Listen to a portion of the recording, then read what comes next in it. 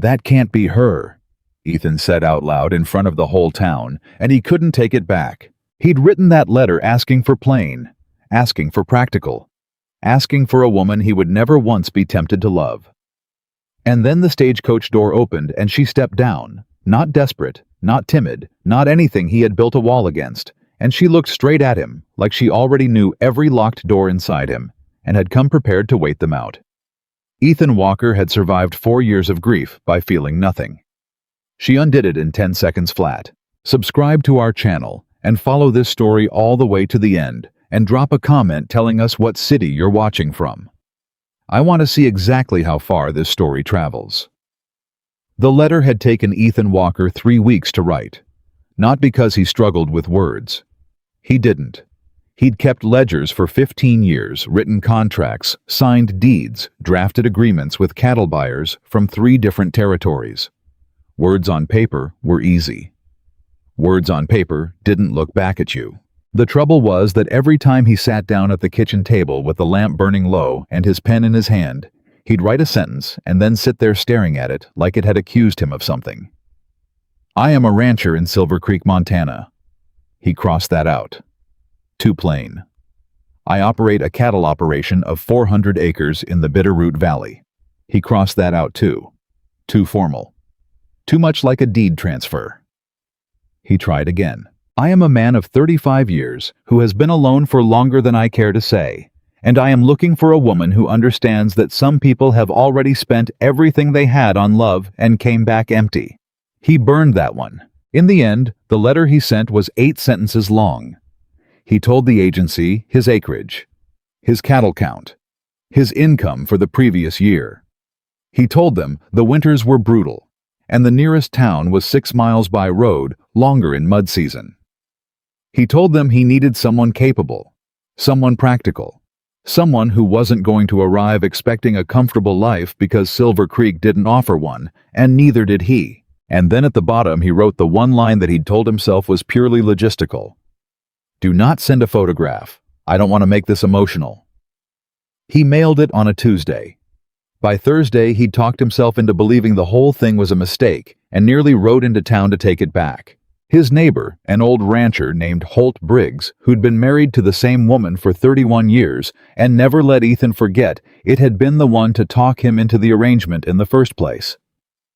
Holt had found him one September evening, sitting on the porch steps with his boots off and his eyes somewhere else entirely, and Holt had sat down beside him without being invited and said, "You're going to work yourself to death out here, Ethan. Not from the cattle, from the quiet." Ethan hadn't answered. A man wasn't built to carry a place this size alone. I'm not talking about ranch hands. I'm talking about someone at the table, someone across the room. I had that. I know you did. The silence between them stretched out long enough to be its own kind of conversation. The wind moved through the grass. Somewhere in the distance, one of the horses shifted in the corral and blew a long breath through its nose. "She's been gone 4 years, Holt finally said. 3 years and 8 months. Holt looked at him sideways. "That ain't the same as 4 years. "No," Ethan said. "It's not." He didn't write the letter for another 2 months after that, but he wrote it. The stagecoach from Billings came through Silver Creek every Tuesday and Friday. On the Friday in question, Ethan arrived at the station 40 minutes early, which he'd told himself was because he had a supply order to collect from the depot, and not because he was nervous. He wasn't nervous. He was practical. He'd made a practical decision, and he was going to handle it practically the way he handled everything, which meant arriving prepared and leaving emotion out of it. He tied his horse to the post outside Hendrix's Dry Goods and walked to the station platform and stood with his arms crossed and his hat pulled down and his face arranged into the expression that most of the people in Silver Creek recognized as Ethan Walker's version of a greeting. Word had gotten around because word always got around in a town with 240 people and 1 telegraph office. Ethan knew it had gotten around because of the way people were positioned on that platform. Lena Cahill from the boarding house was there, which made sense since she had a room rented for the new arrival. But Earl Poole was there, and Earl Poole had no business at the station on a Friday afternoon unless he was waiting to see something worth seeing. Martha Hendricks had found a reason to stand near her husband's store window, where she had a clear view of the platform. Two of the Tanner boys were sitting on a feed barrel pretending to be bored in a way that only worked on people who had never been 16. Ethan ignored all of them. He looked down the road in the direction the stage would come, and he breathed slowly, and told himself it didn't matter what she looked like or who she was, because this was a contract, not a romance, and he was 35 years old, and had already been in love once, and knew exactly what that cost a man, and wasn't willing to pay it again. He was still telling himself that when the stagecoach appeared at the end of Main Street, trailing a plume of summer dust. The driver pulled up hard, and the horses came to a stamping, blowing stop, and the platform filled with the ordinary noise of arrival luggage being handed down, the creak of springs, the coachman calling out the name of the town. Two passengers stepped out first. An older man in a traveling coat who Ethan didn't recognize. A young woman with a baby on her hip who turned out to be returning to her family from a visit to her sister in Billings. The baby cried. The mother cooed at it. The crowd on the platform sorted itself by business, and then the coach door opened a second time. Ethan wasn't looking directly at it. He was watching the driver hand down a trunk that he was fairly certain was larger than anything practical, and he was calculating the logistics of getting it onto a wagon when the platform went quiet. In a particular way, not completely silent, but that specific quiet, when a room or a crowd shifts its attention all at once to one point without meaning to. He looked up. She was standing on the coach step, one hand on the doorframe, looking at the platform with an expression that wasn't timid and wasn't theatrical. She was simply reading it. Taking inventory. Her traveling dress was the color of pine needles, dark and practical, and it was covered in the fine, pale dust of 2 days on a stage road, and she had dark hair pinned up beneath a plain hat with no decoration on it, and she was carrying her own suitcase, not waiting for anyone to hand it to her. And she was nothing like what he'd imagined. He didn't know what he'd imagined exactly. Something smaller, something softer, something that would look at him with that particular quality of gratitude that he'd always associated with desperation. Because that was what he'd told himself, he was getting into a practical arrangement with a woman who needed security and was willing to work for it. This woman was not looking at anyone with gratitude. She stepped down from the coach with the careful ease of someone who'd been on rough roads before and had learned to trust her own footing, and she set her suitcase down on the platform, and she looked around at the town of Silver Creek, Montana, and something in her face registered it the way a person registers a place they're deciding whether they can live in. Not was she welcome. Could she stay? Ethan's mouth opened. That can't be her. He hadn't meant to say it out loud. He'd have bet money he hadn't said it out loud, except that Earl Poole, standing 2 feet to his left, very clearly heard it, because Earl Poole bit down on a grin and turned away, which was the most diplomatic thing Earl Poole had done in a decade. The woman's eyes moved across the platform and found him, and Ethan Walker, who had not been rattled by a human being standing still since the last bad winter, felt his entire prepared speech walk out of his head and not come back. Her name, she told him, was Clara Bennett, formerly of Wichita, Kansas. She said this plainly, the way a person states a fact they have no need to apologize for, while she stood on the Silver Creek platform with her suitcase at her feet, and the afternoon light coming down hard, and the whole town pretending not to stare. Ethan got his speech back in pieces. I'm Ethan Walker. I know. He didn't know how she knew, since he'd never sent a photograph either. But she said it like she'd known for some time, which made him feel observed in a way he wasn't accustomed to. The wagon's over on 2nd Street, he said. If you've got more luggage. Just the one case in the trunk. I'll get the trunk. I can manage the case. I didn't say you couldn't. She looked at him for a moment. Something in her face was reading something in his, and he didn't know what it found, but she didn't look away first. Mr. Walker, she said. I imagine you've spent the last 10 minutes on this platform talking yourself into being reasonable about this. His jaw tightened.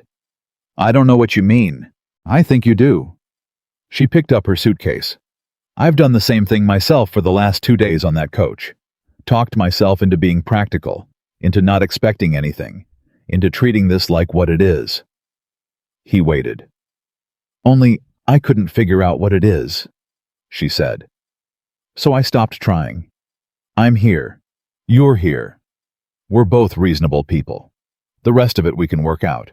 It was, he would think later, the most unsettling thing anyone had ever said to him in his life, because it was entirely reasonable. And because she said it with a kind of steady calm that was not the same as coldness and not the same as distance, but was something he couldn't immediately name, something that reminded him in a way he refused to examine closely of the quality he had most loved in his wife. Clarity. She had always said exactly what she meant, and it had wrecked him when she was gone. He picked up the trunk. He carried it to the wagon without another word. Lena Cahill had the boarding house room prepared, which meant Clara would stay in town for 1 week. That had been Ethan's arrangement with the agency, a trial period, a practical pause before the formal part. And Ethan would ride out each day, and Clara could decide if the ranch was something she could bear, and Ethan could decide if Clara was something he could manage, and neither of them was obligated to pretend otherwise. That was the plan. Clara lasted 4 hours at the boarding house before she asked Lena Cahill for directions to the Walker Ranch. Lena told her it was 6 miles north. Clara asked if there was a horse she could borrow, or a wagon making a delivery. Lena stared at her. You just got off a 2-day stage ride. I know, Clara said. I'd like to see where I'm going to be living. Mr. Walker said 1 week. Mr. Walker said a trial period. He didn't say I had to spend it in town.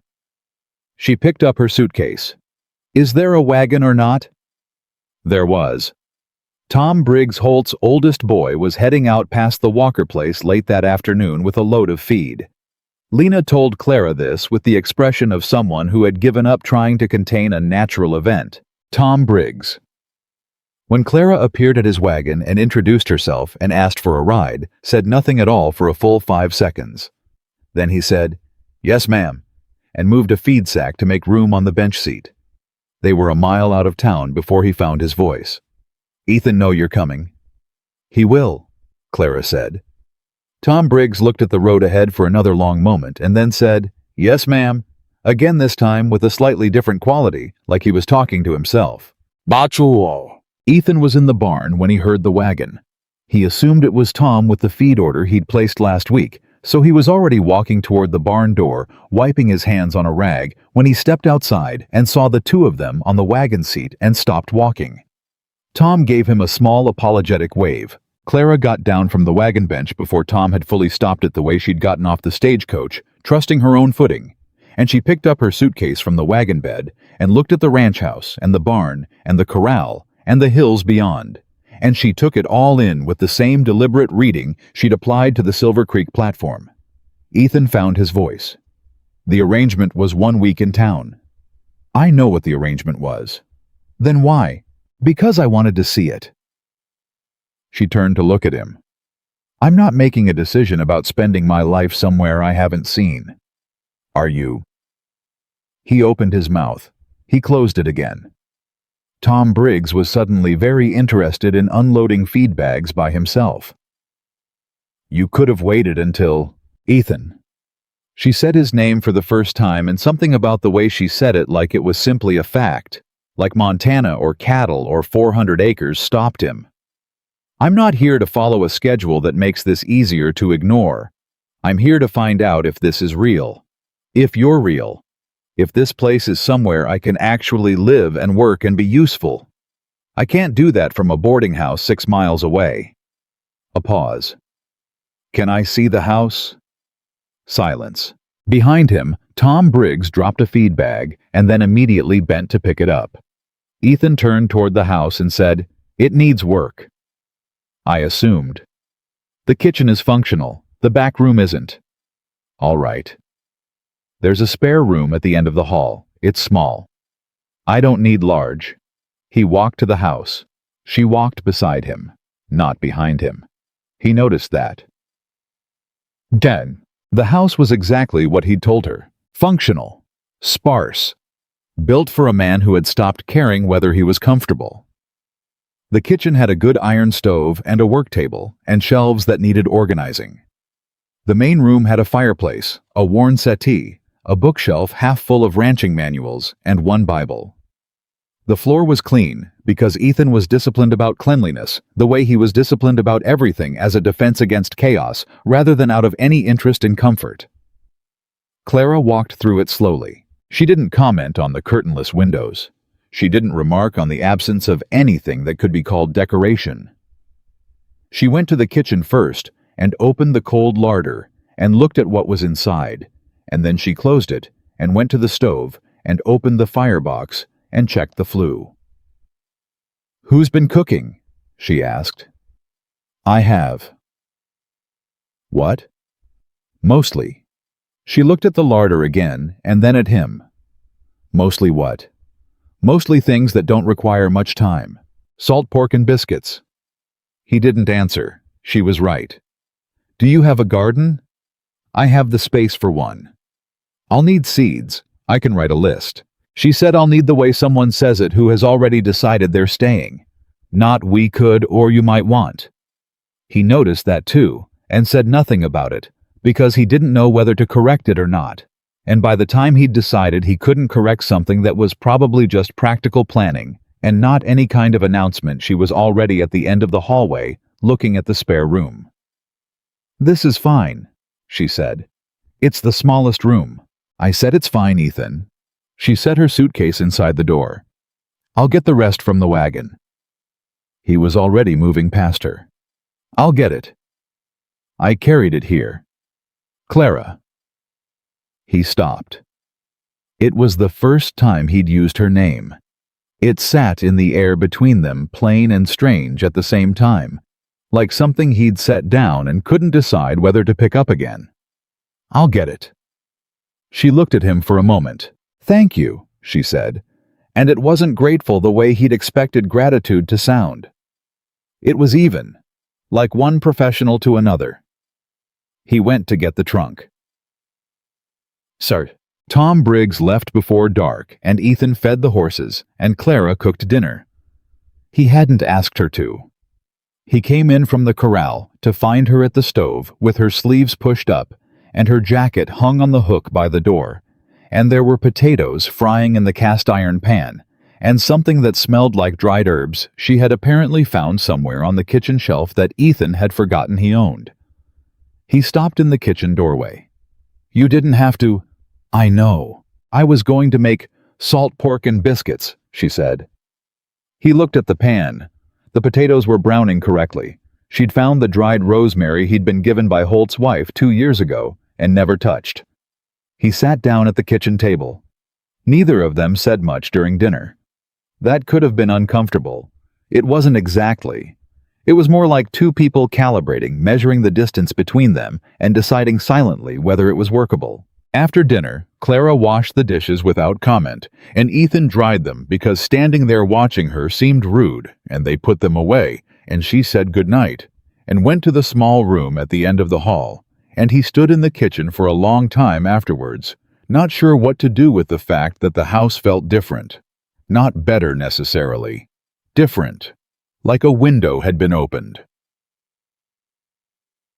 The week passed faster than he expected, which was itself a kind of surprise because time in a house alone stretched. He'd learned that the hard way in the year after Sarah and the boy. A week alone could feel like a month. A morning alone could feel like a week.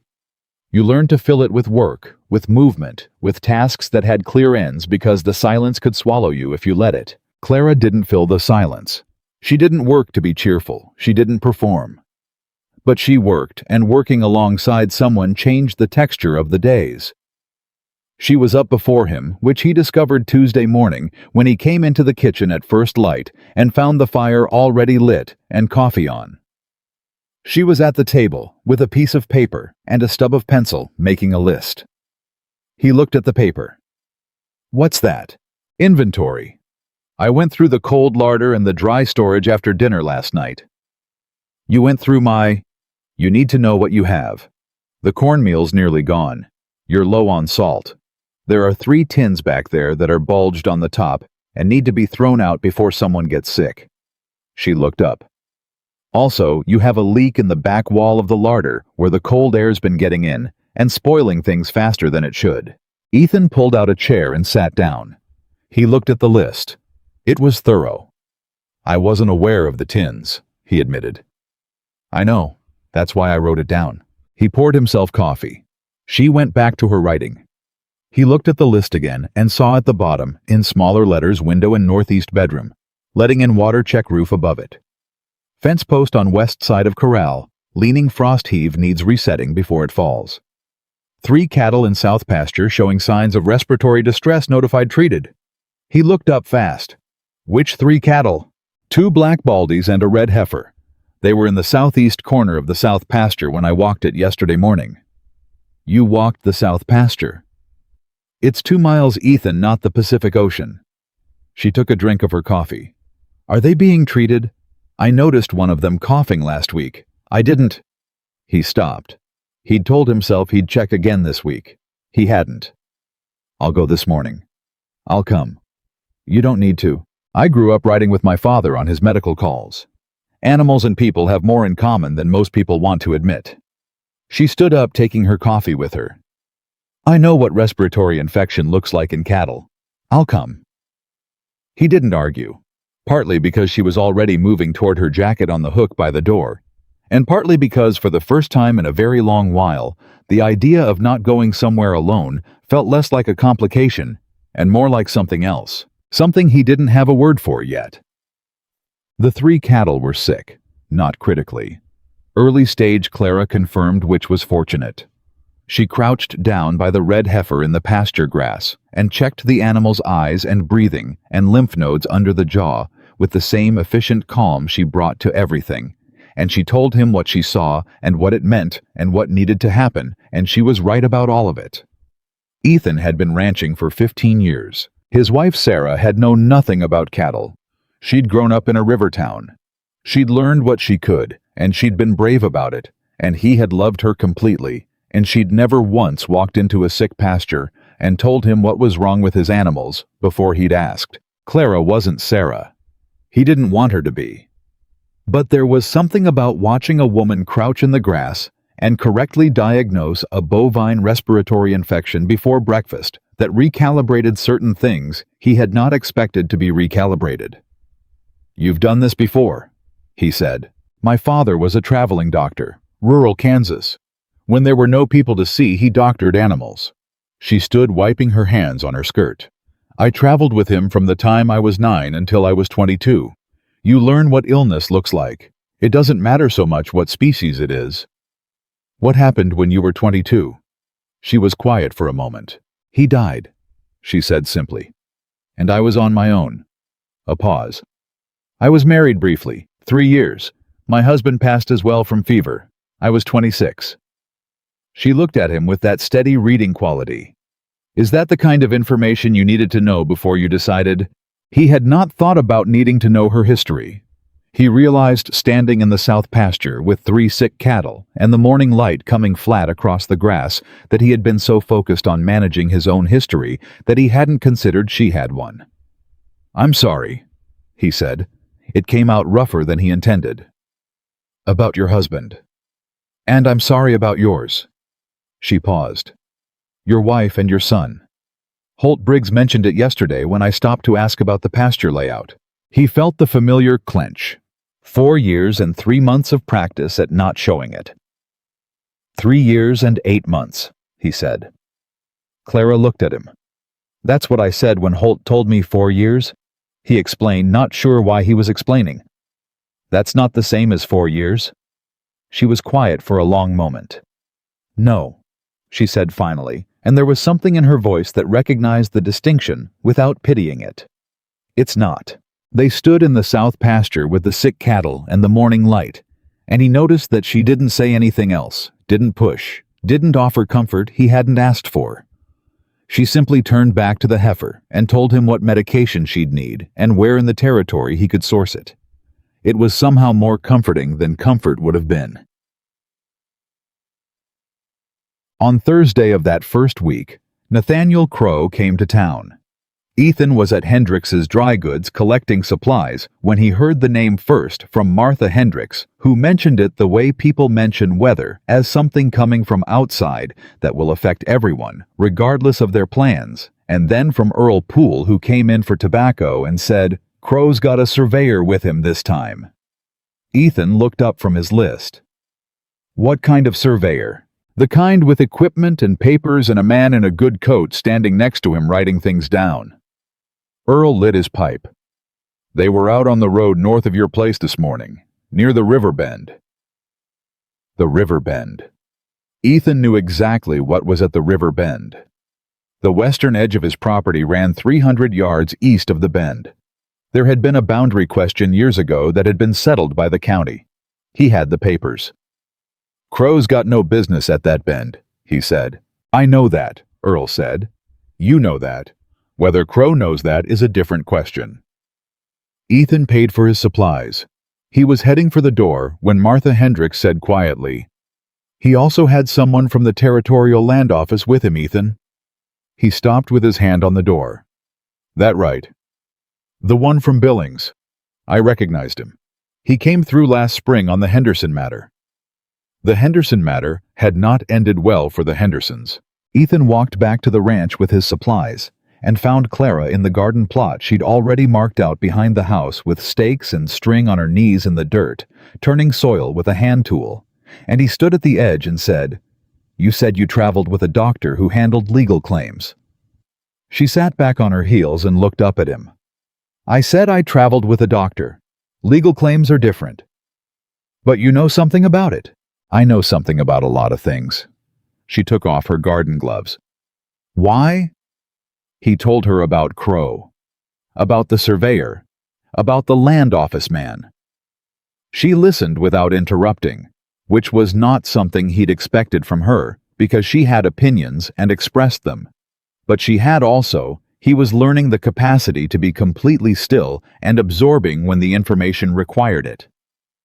When he finished, she stood up. "Do you have your deed?" she asked. "In the house." "Get it. I want to look at the boundary description."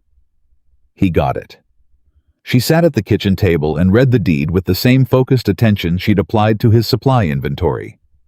Her finger moving along the legal description of the boundary lines, and she asked him 2 questions about the survey markers and one about the date of the county settlement, and then she looked up. "Who settled the boundary dispute originally?" "County commissioner, fellow named Adkins. He's been dead 6 years. "Is the settlement documented at the county seat?" "It should be." "Should be or is?" He thought about it. "I have a copy here. Whether they have the original recorded there, I couldn't say for certain." Clara's expression didn't change, but something behind her eyes sharpened. "That," she said, "is what he's banking on." Ethan looked at her.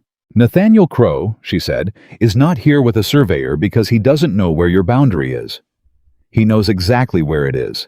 He's here with a surveyor because he's planning to claim the record doesn't exist, and if the county seat doesn't have it filed, his claim has a foothold." She set the deed down. "This is not the first time he's done this." "How do you know?" "Because it's too organized. A man doesn't arrive with a land office representative the first time he tests a boundary. He only brings that kind of weight when he already knows which document he needs to be missing." She stood. "Has anyone in this valley had trouble with him before?" Ethan thought of 2 names immediately. She saw it in his face. "We need to talk to them," she said. "We," he noticed. Not "you should" or "you might want to." "We." He was still working out what to do with that word when she went to get her jacket from the hook by the door. That night, after they'd ridden to visit the Garrity family 2 miles east and heard what had happened to their northern pasture the previous spring after they'd ridden home in the dark with the kind of quiet between them that comes from shared concern, rather than shared distance, after Clara had made coffee and they'd sat at the kitchen table with the deed spread out and her notes alongside it, Ethan said, "Why did you really come here?" She looked up. "I answered a letter." "You could have answered letters from a dozen places. Men with more money. Men with easier lives." "Yes." "So why Montana? Why a cattle ranch with a man who told the agency not to send a photograph? Clara wrapped her hands around her coffee cup. Because of that line, she said. He waited. Do not make this emotional. You wrote that. I did. Only a man who is completely emotional would write that. She looked at him steadily. A man who doesn't care about something doesn't have to tell someone not to make it into something. He just, she paused, doesn't care. A beat. You cared. You cared so much it frightened you. And I thought that was a man worth knowing. Ethan said nothing. The lamp burned low between them. That's either a reasonable judgment, he said finally, or a considerable gamble. Most worthwhile things are both, she said. She collected the deed and her notes and said goodnight. He sat at the table for a long time after. Outside, the Montana night was wide and deep and full of stars he'd stopped looking at. He looked at them now, and somewhere beneath the familiar armor of self-sufficiency and discipline, and 3 years and 8 months of protected solitude, something shifted. Small, cautious, careful like the first hint of warmth after a winter that had gone on too long. He didn't name it. He wasn't ready to name it. But he didn't put it out either. He found her note on the kitchen table at 4:30 in the morning. Ethan had come down early the way he always did before first light, before the ranch demanded anything of him, and he could have 10 minutes of silence with his coffee. But the fire was already lit, the coffee was already made, and Clara was gone. The note said, went to check the south pasture cattle, back before breakfast. He stood in the kitchen holding the piece of paper and felt something he hadn't felt in a long time. Outrun. He'd been outrun by a woman who'd arrived 4 days ago and already knew his land better than he wanted to admit. He took his coffee and went to the barn and saddled his horse and rode out after her, telling himself it was because she didn't know the south pasture well enough to be out there alone in the dark, and not because he'd woken up and found the house empty and not liked it. He found her at the south fence. She was crouched beside the red heifer, her hand on the animal's flank.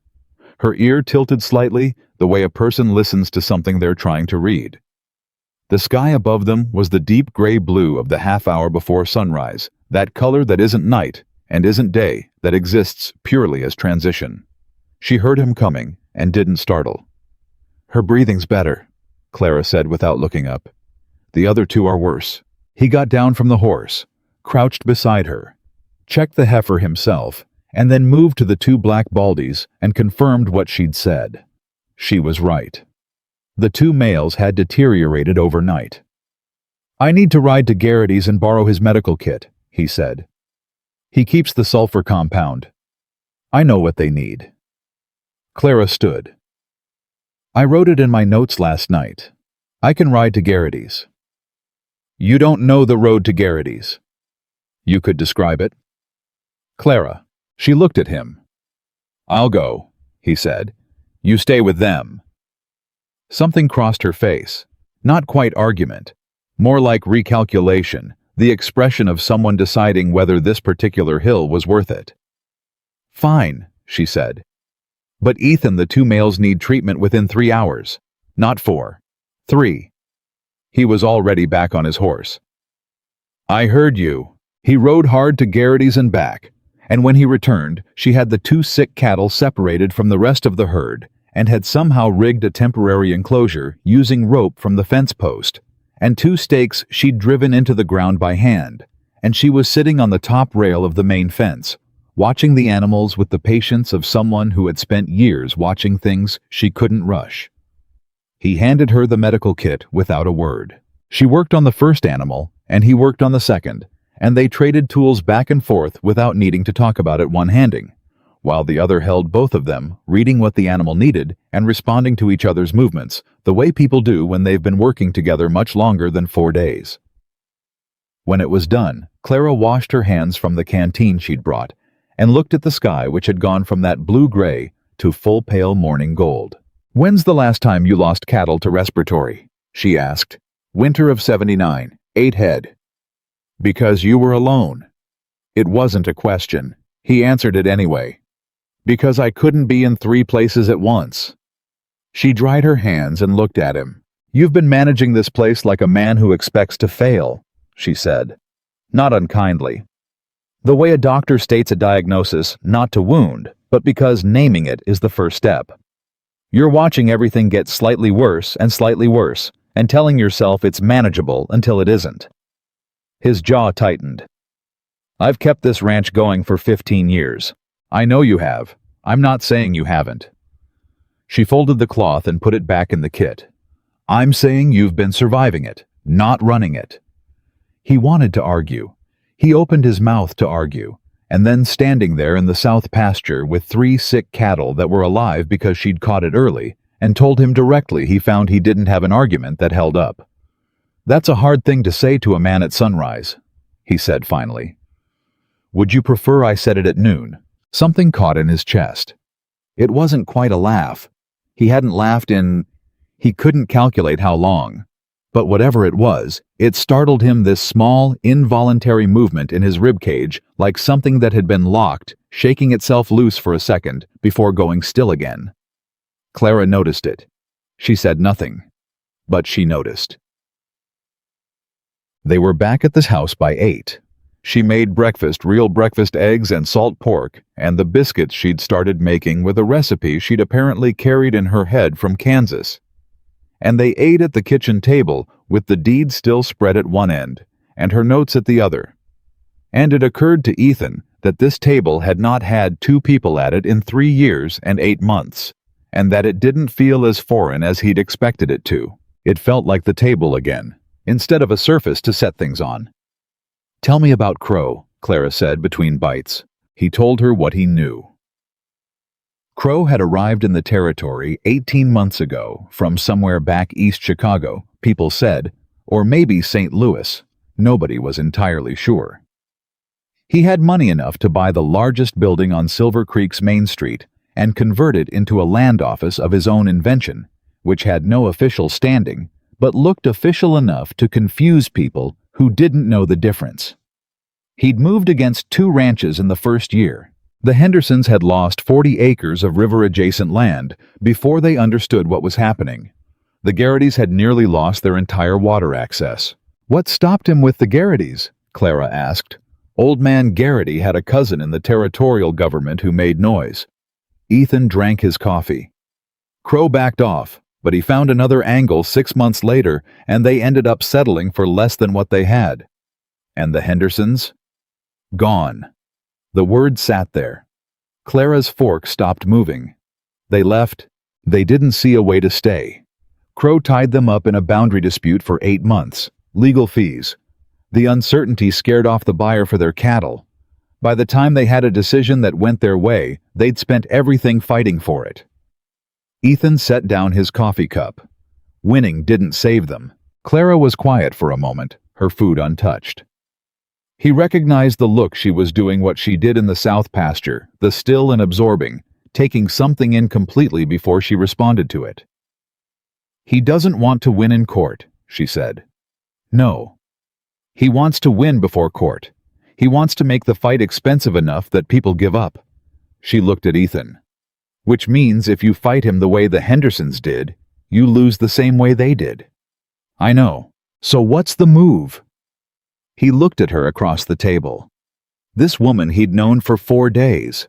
This woman who had walked his south pasture at 4 in the morning and correctly read his deed boundary and already knew the names of 2 families Crow had targeted. This woman who used the word we the way other people breathed. I don't know yet, he said. I have some ideas, she said. I figured. Do you want to hear them? Not yet. He stood and collected the plates. Tell me tonight. I need to think first. Clara watched him take the dishes to the counter. She had, he noticed, learned already not to push when he said not yet. She had some instinct for the difference between avoidance and processing, and she treated them differently. He wasn't sure when she'd learned it. He wasn't sure when he'd noticed she'd learned it. Tonight then, she said, and went to get her garden gloves. Holt Briggs came by at noon. He always came by at noon when there was something he wanted to discuss, that he didn't want to seem to be making a special trip for, because Holt had been Ethan's nearest neighbor for 12 years, and in that time had developed an elaborate system of casual appearances that both of them understood were not casual. He found Ethan replacing the leaning corral post that Clara had noted in her inventory. He stood watching for a moment, then offered to hold the post steady, which was the Holt-Briggs version of a greeting. "Heard Clara showed up 2 days early," Holt said, holding the post. "She did. Heard she rode out to the Garrity's yesterday to ask about Crow." Ethan drove the post. "She rode out with me. Tom says she drove him about half crazy on the wagon ride out here the day she arrived. Tom needs to stop telling things to people." Holt was quiet for a moment, the comfortable quiet of a man who has been friends with another man long enough to know what silences mean. Then, "What do you think of her?" Ethan drove the post twice more. "She's competent," he said. "That's it. She diagnosed 3 sick cattle this morning before I was out of bed." Ethan, "What?" "I asked what you think of her, not what she's done." He tamped the soil down around the post and tested it with both hands. Solid. "I don't know yet," he said. Holt made a sound that wasn't quite a comment. "She goes through my supply inventory like it's a survey," Ethan said. "She asks questions I haven't thought to ask. She told me this morning I've been surviving this ranch instead of running it." He paused. "And she was right, which is the most irritating part." Holt bit down on his grin for the second time in a week. "She sounds terrible." "Don't. I'm just saying..." "Holt..." Ethan picked up the tools. "She's been here 4 days." "I know how long she's been here." "Then don't make it into something it isn't yet." Yet. He hadn't meant to say that word. He could see from the way Holt's expression settled that Holt had noticed it too, and was choosing with the restraint of a man who valued this friendship not to say anything about it.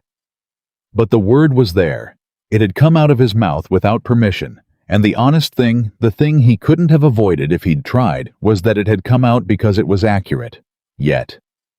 He put the tools away and went to find Clara.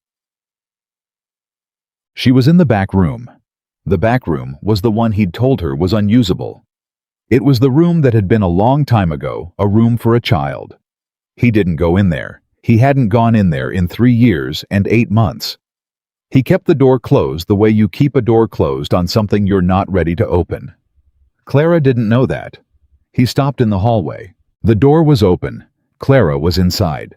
She had the window open and was examining the wall beneath it, her hand pressed against the plaster, feeling for the moisture damage he'd mentioned. She had a candle in her other hand, checking the extent of it. She heard him stop. She turned. She looked at his face and understood immediately that something was wrong, and the candle went still in her hand, and she said very quietly, "I'm sorry. I should have asked first." He stood in the doorway. He had not been in this room since the week after the accident when he'd come in and stood in the middle of it and understood that he was never going to get the thing back that had lived in here, and he'd closed the door and not opened it again. "It's all right," he said. His voice was steady. He had 15 years of practice at steady. "It's not," she said. "I didn't ask. I should have asked." "You said the back room needed looking at." Ethan. He looked at the room. He let himself look at it, which was different from just being in the hallway with the door open. There was almost nothing in it now. He'd removed everything in that first year. The room was just walls and floor, and a window letting in water, and a woman with a candle who was looking at him with complete attention and no pity, which was the only kind of looking he could have stood. "My son was 4, he said, when they went."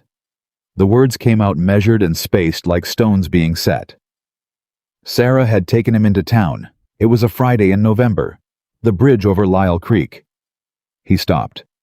The boards were rotten. Nobody knew. Clara said nothing. She just held the candle and was still. "They found the wagon. They found..." He stopped again. Drew a breath.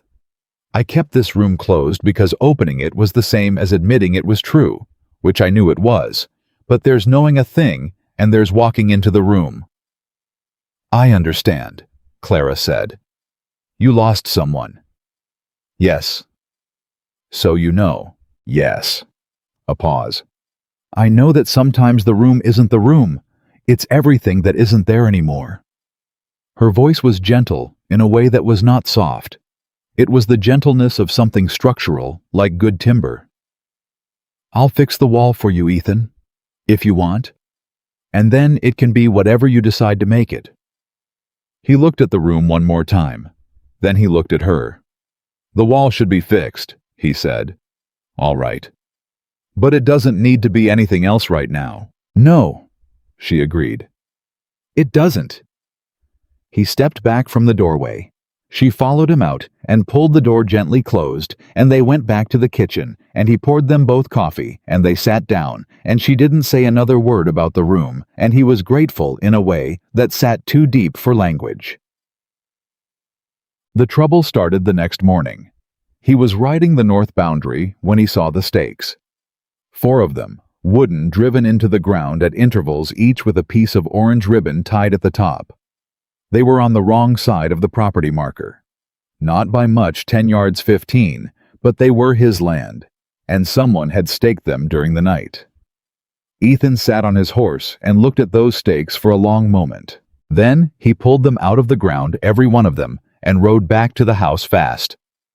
Clara was on the porch with her morning coffee when he came in hard and got down from the horse without tying it first, which told her everything about his state before he said a word. "He staked my north boundary," Ethan said. Her expression didn't panic. It landed in that still and absorbing place. "How many stakes?" 4, 10 to 15 yards inside my line." "Did you pull them?" "Yes." She set down her coffee. "That might complicate." "I know, but I wasn't going to leave his stakes on my land." "No," she said. "I wouldn't have either." She was already standing. "Come inside. I need to write some things down before we do anything else."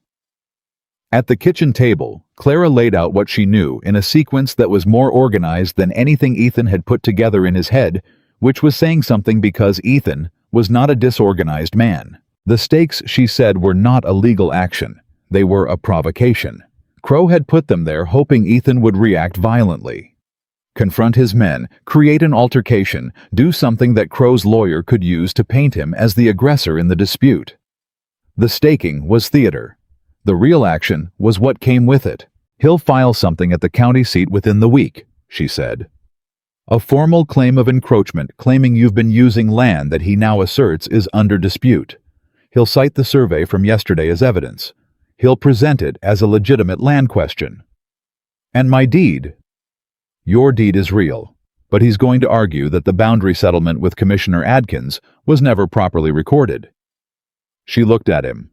"Was it?" "I have the copy." "Ethan, was it filed at the county seat?"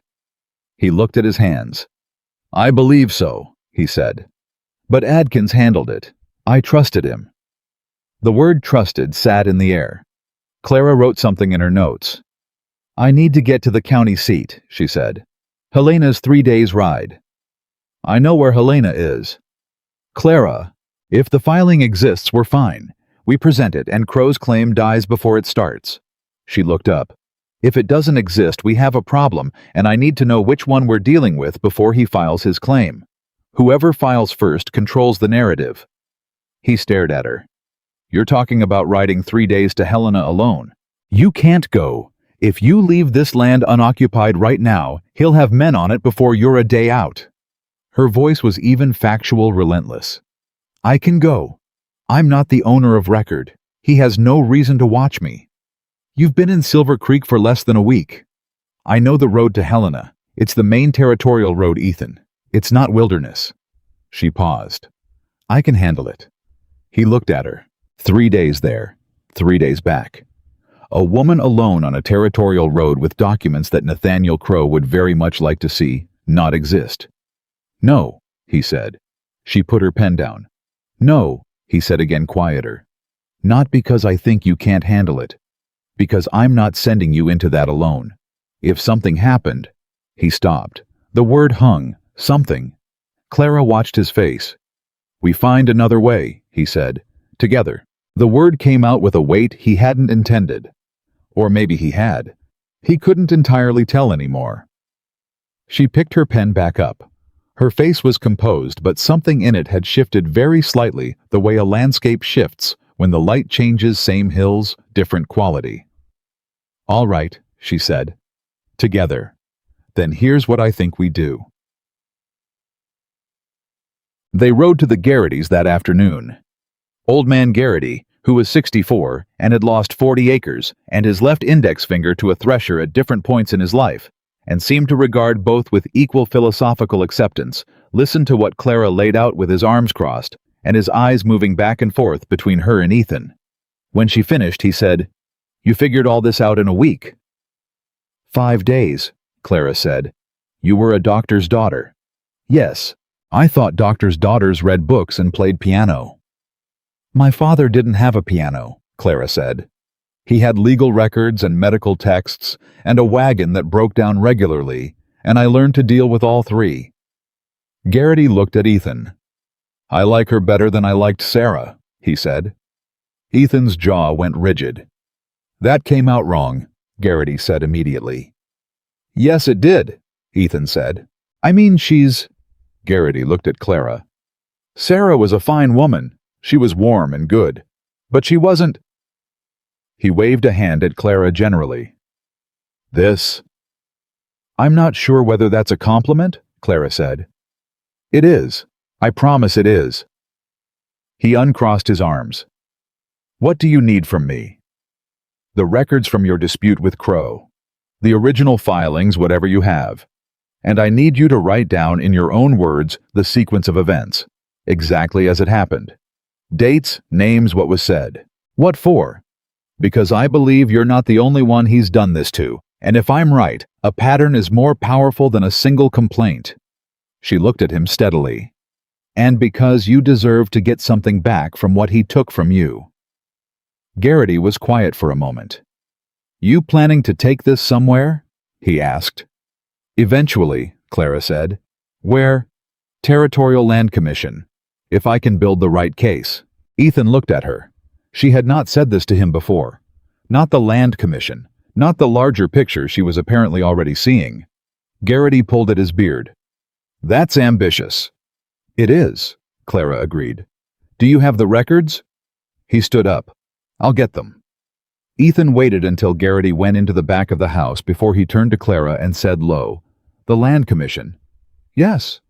"That's a territorial action. That's what it would need to be. He's done this across at least 3 properties. That makes it a pattern of land fraud, not a property dispute." She met his eyes. Individual ranchers fighting individual boundary claims lose, especially to someone with Crow's money. But a documented pattern of fraud presented to the Land Commission is a different matter entirely. "How do you know about the Land Commission?" She didn't answer immediately. He waited.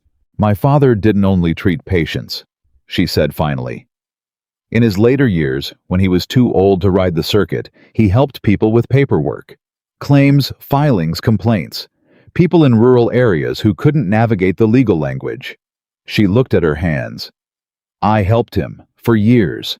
I know how these processes work." Ethan stared at her. He had hired through an agency a practical woman to help run a cattle ranch. What had arrived was something he had no category for. "Clara," he said. "Yes. Who exactly are you?" She looked at him, and for the first time since she'd stepped off that stagecoach, the composure cracked just slightly.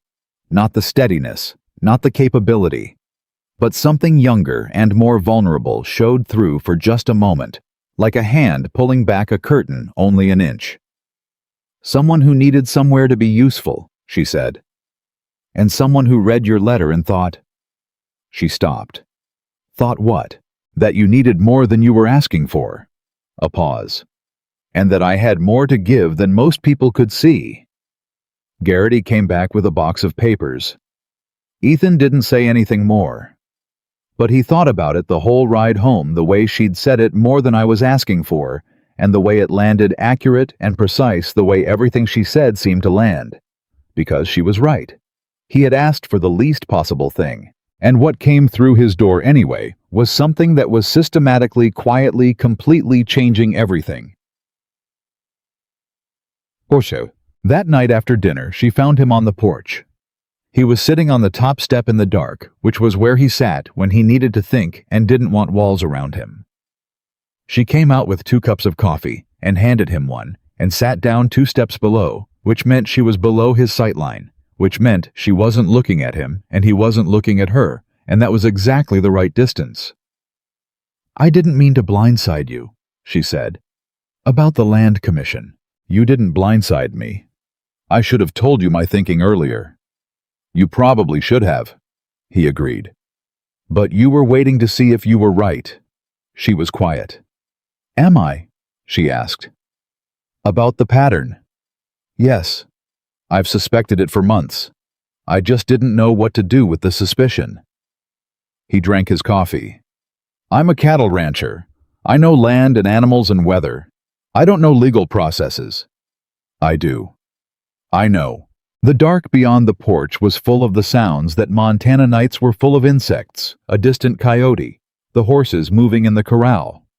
The sky above them was absurd with stars, the way it always was out here, the kind of sky that made you feel small if you were in a bad mood, and immense if you were in a good one. "Ethan," Clara said. "Why did you tell me about your son this morning?"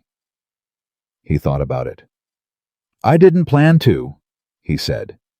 "I know, but you did." He turned the coffee cup in his hands. "Because you were in that room, and I couldn't pretend you weren't. And because—" He paused, and this was the part that was hard to say. Not because it wasn't true, but because saying it made it real in a way he'd been avoiding. "Because you looked at me like you weren't going to break if I told you something difficult." "I won't," she said. "I'm starting to believe that." The coyote called again, further away this time. The horses settled.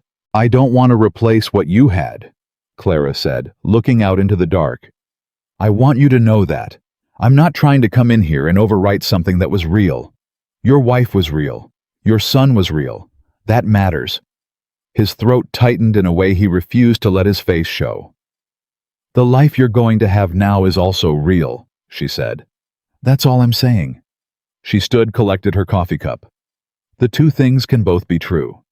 She went back inside. He sat on the porch for another hour until the cold came down from the mountains and drove him in. And when he lay down that night in the bed that had felt like a punishment for 3 years and 8 months, it felt like something slightly different. Not comfort. Not yet. But the possibility of it, which was further than he'd been able to see in a very long time. He closed his eyes.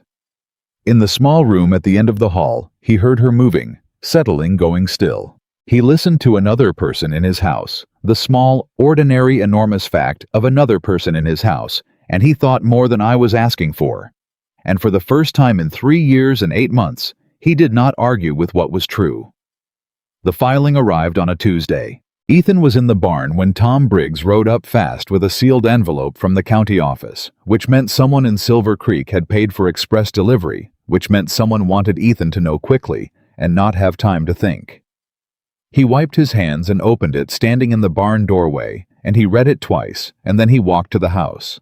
Clara was at the kitchen table with Garrity's record spread out in front of her, and her notebook open beside them, where it had been every morning for the past 4 days. She had been building something in that notebook: columns, timelines, names and dates cross-referenced in a system that made sense to her, and that he was beginning to understand. He set the envelope on the table in front of her without a word. She read it. Her face stayed still the whole time, which he'd learned meant she was working, not that she was calm. When she finished, she set it down and said, "He moved faster than I expected. That a problem? It means he's more confident than I thought." She picked up the document again and read the second page. "He's claiming the boundary settlement from '78 was never officially recorded. He cited his own surveyor's findings as the basis for the claim, and he's named a specific parcel, the river-adjacent section, north 40 acres. She looked up. "That's the most valuable piece of your land." "I know what it is." "He's not trying to take all of it, Ethan. He's trying to take the one piece that controls water access for everything else. If he gets the north 40, he can make the rest of your ranch unworkable within 2 seasons." The room was very quiet. He's done this before, Ethan said. Exactly like this, the Garrity water dispute look. She turned the notebook so he could see. She had drawn a timeline that ran across 2 pages. The Garrity action, the Henderson action. 2 others she'd found references to in the documents from the county records office that Tom Briggs had retrieved for her last week after she'd written to them directly. Same parcel type every time. River access, creek access. He doesn't want the land. He wants the water. Because whoever controls water in a valley like this controls every ranch in it. Ethan pulled out a chair and sat down across from her. He looked at the timeline. The line connecting 4 properties ran straight and clean through her careful handwriting, and it was so obvious now that he felt a cold anger settle into his chest. Not the hot kind that made men ride out and do stupid things, but the cold kind, the kind that stays and sharpens. He's been building a monopoly, Ethan said. On water rights. Yes. Clara closed the notebook. And he's been doing it one at a time in cases small enough that nobody connects them. A boundary dispute here. A recording question there. Each one looks like an isolated problem. Until you put them on the same page. Until you put them on the same page, she confirmed. He looked at the filing on the table. Nathaniel Crow, acting through his attorney, Leland Marsh of the Silver Creek office of Marsh and Associates, claiming disputed boundary requesting formal survey, adjudication requesting temporary injunction against use of the north parcel, pending determination. Temporary injunction. That was the piece that would hurt. That was the piece designed to hurt, because an injunction meant he couldn't use the North 40 while the case dragged on. And the North 40 was where the best grazing was, and losing that grazing through the summer and into fall would hit his cattle numbers hard and hard. Cattle numbers meant a hard winter, and a hard winter meant, "Don't," Clara said. He looked at her. "Don't follow that chain," she said. "I can see you doing it. Don't. We're not at the end of it yet. You don't know where that chain ends. I know it doesn't end the way you're thinking." She reached across the table and put her hand on top of the filing. Not on his hand, she didn't do that. She kept a careful and appropriate distance, but on the document itself, like she was physically covering it. "Because he doesn't know what I know, and what I know is enough." He looked at her hand on the paper. "Tell me," he said. "Not yet." She stood. "I need one more thing first. I need to talk to the Hendersons." "The Hendersons left Silver Creek." "I know. Tom Briggs told me they went to Butte." She was already moving to her jacket on the hook by the door. "I need someone to ride to Butte." "Clara, that's 4 days, I know." She turned. "Ethan, the Hendersons are the key. They went all the way through the legal process with Crow. They won and still lost. That means they have documents from inside the process filings responses the actual boundary determination that we can't get anywhere else." She looked at him steadily. "If I can show the Land Commission that Crow ran the same scheme in 4 separate cases, used the same attorney, cited the same false survey methods, and targeted the same type of parcel every single time, that's not a property dispute anymore. That's a criminal pattern." He was quiet for a moment. "Criminal," he said. "Land fraud is a federal offense in this territory. Has been since '73. She held his eyes. "I need the Henderson documents." Ethan said nothing for 10 seconds.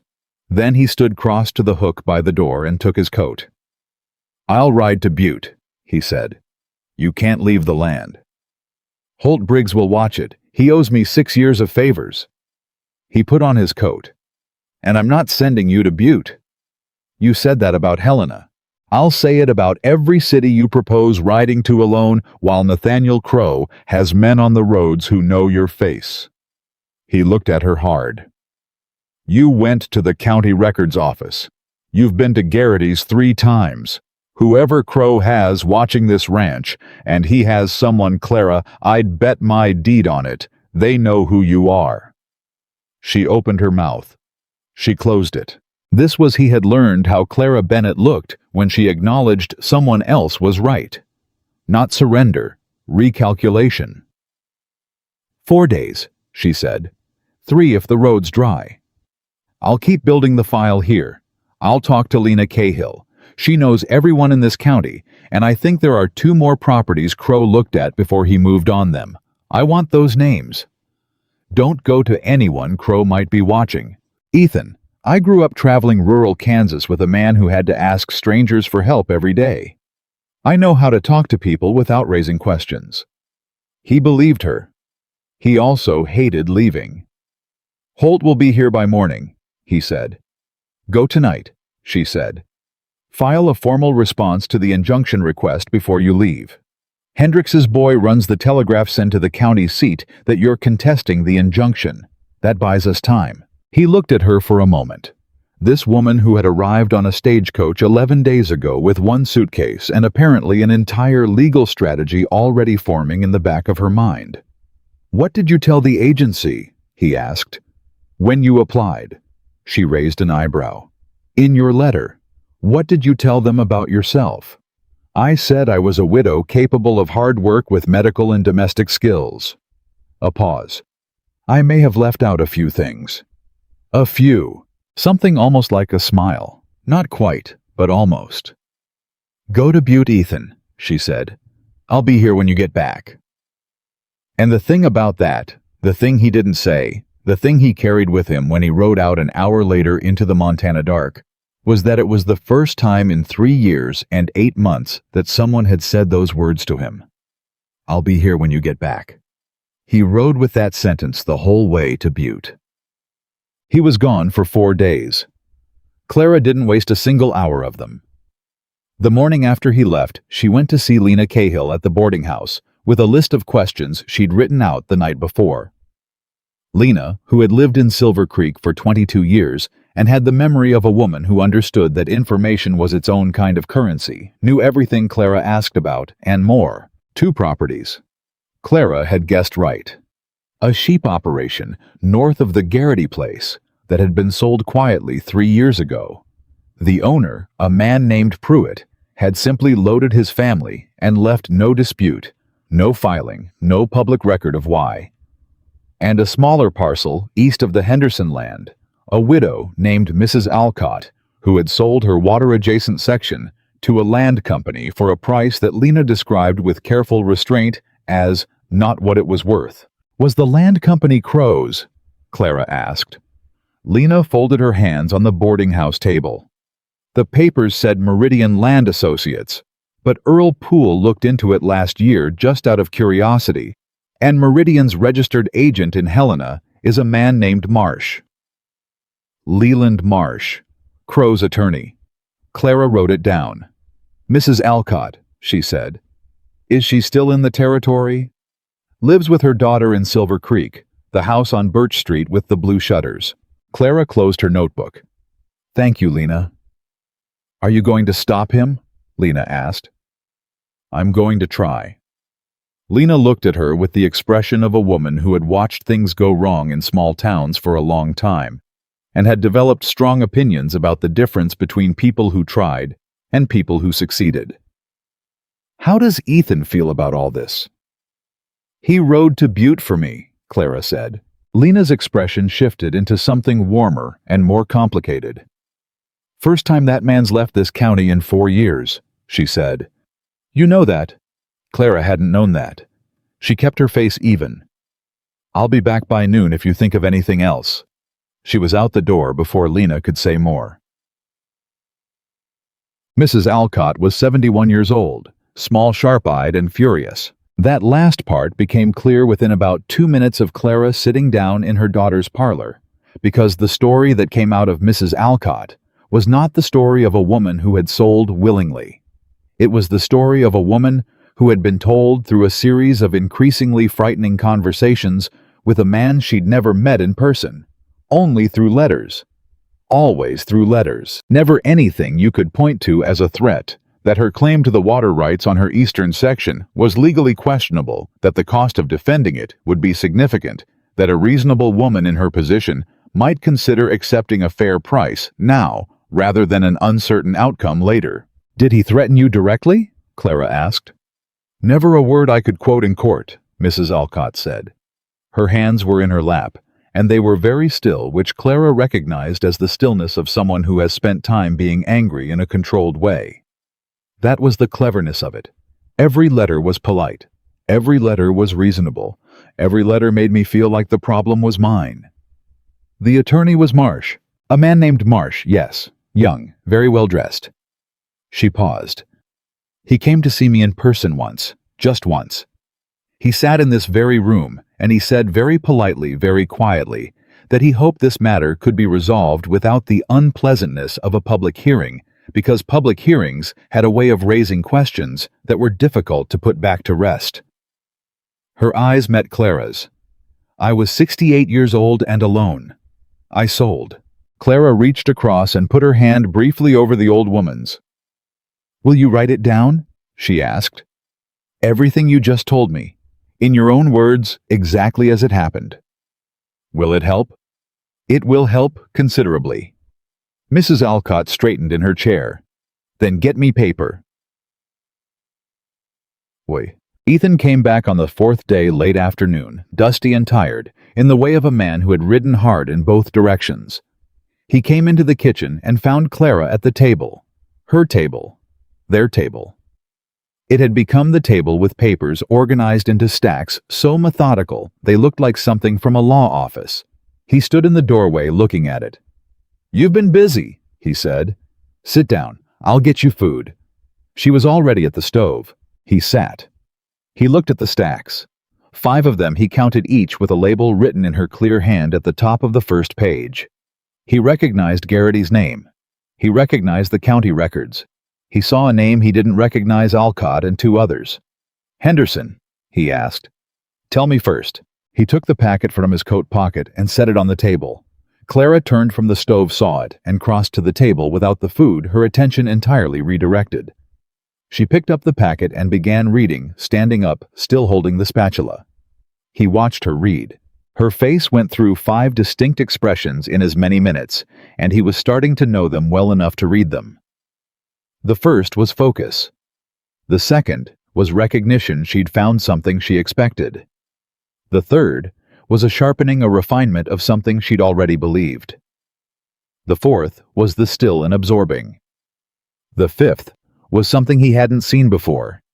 Satisfaction, not triumph, not gloating, the deep, quiet satisfaction of someone who has worked a very long time on a very difficult problem and has just found the piece that makes it whole.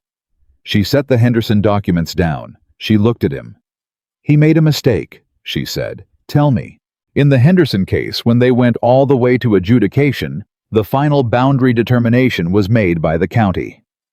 And the county surveyor who made that determination, she turned to the document and put her finger on a name, is the same surveyor that Crow brought to Silver Creek last week. Ethan stared at it. He used the same man, he said. Not just the same man. Look at the date on the Henderson survey, and the date on the filing Crow made for the Garrity claim. She pulled Garrity's papers from the stack and laid them next to the Henderson documents. Same month. He was running 2 claims simultaneously, using the same surveyor who was supposed to be an independent expert in the Henderson adjudication. A surveyor who had already received payment from Crow's company. She looked up. That's not a boundary dispute. That's conspiracy to defraud, and it's documented in the official record of the Henderson case by the county's own hand. The kitchen was very quiet. Clara, Ethan said slowly. He didn't think anyone would put it together. Because the cases were separate, different counties, different filings, different years. He was careful.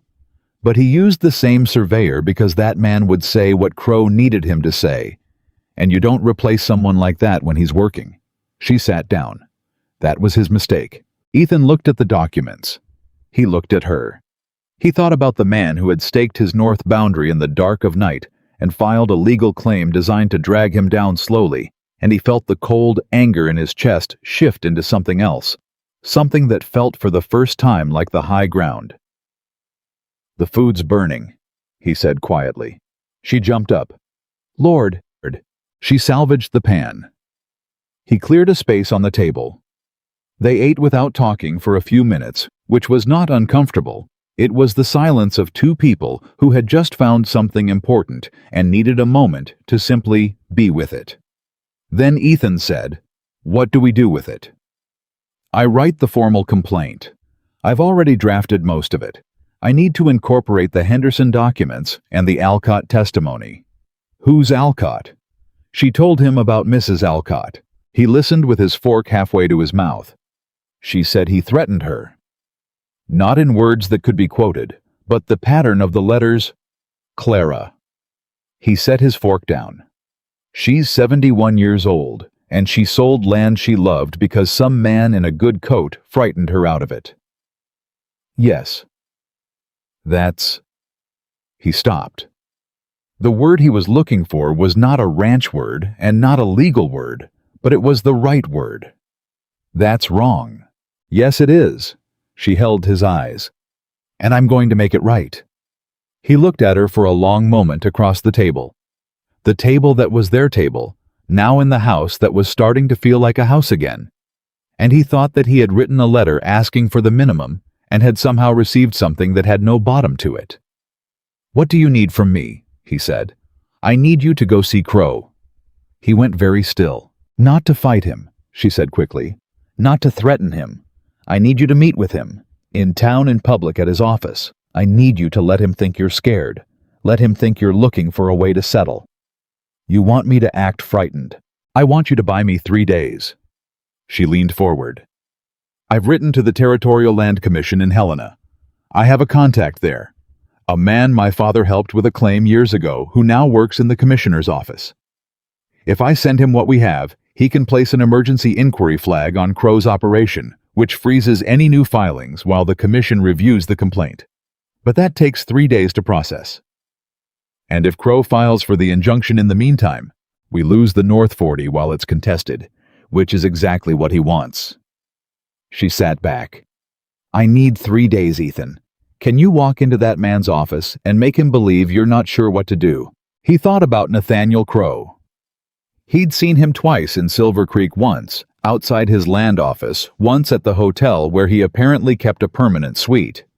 A man who wore city clothes in a cattle town, which was its own kind of announcement.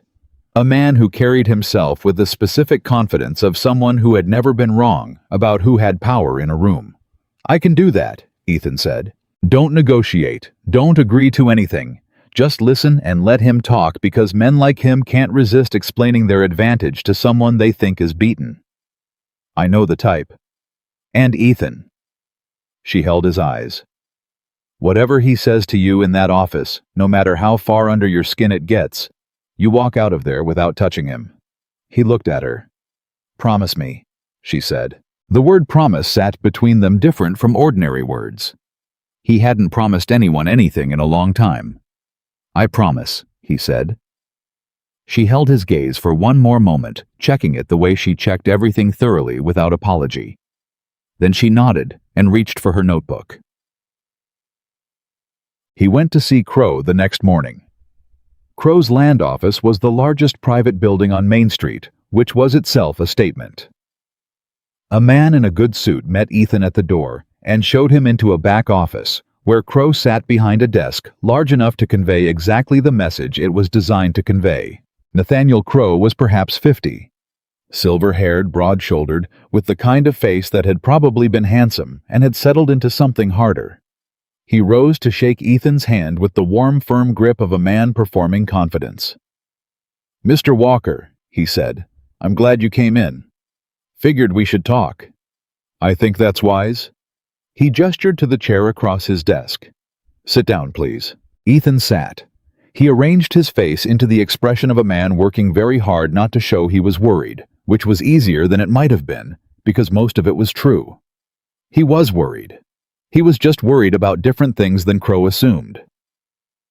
"I want you to know," Crow began, settling back in his chair, "that I take no personal pleasure in these situations. This is simply business." "What kind of business involves staking another man's land in the middle of the night?" Crow smiled. It was a smooth smile, the kind that had been practiced. The stakes were a surveying marker, a technical matter. The technical matter was 15 yards inside my line. That's precisely the question, Mr. Walker, where your line actually falls. He folded his hands. I've had the area professionally surveyed. There are questions about the original boundary determination that I believe deserve a proper review. The county settled that question in '78. The county made a determination, yes. Whether it was properly recorded and whether the methodology was sound, he spread his hands. Those are the questions my filing raises. He was good. Clara had said he would be good, and she was right. Every word was technically defensible.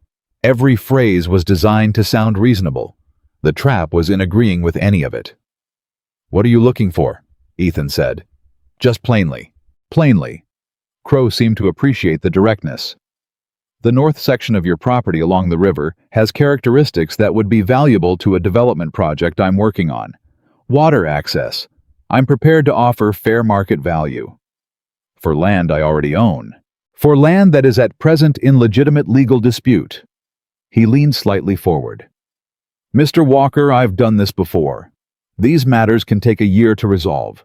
Sometimes 2. In the meantime, your cattle can't graze that section. Your water access becomes complicated. The legal costs. I know what the legal costs are, Ethan said quietly.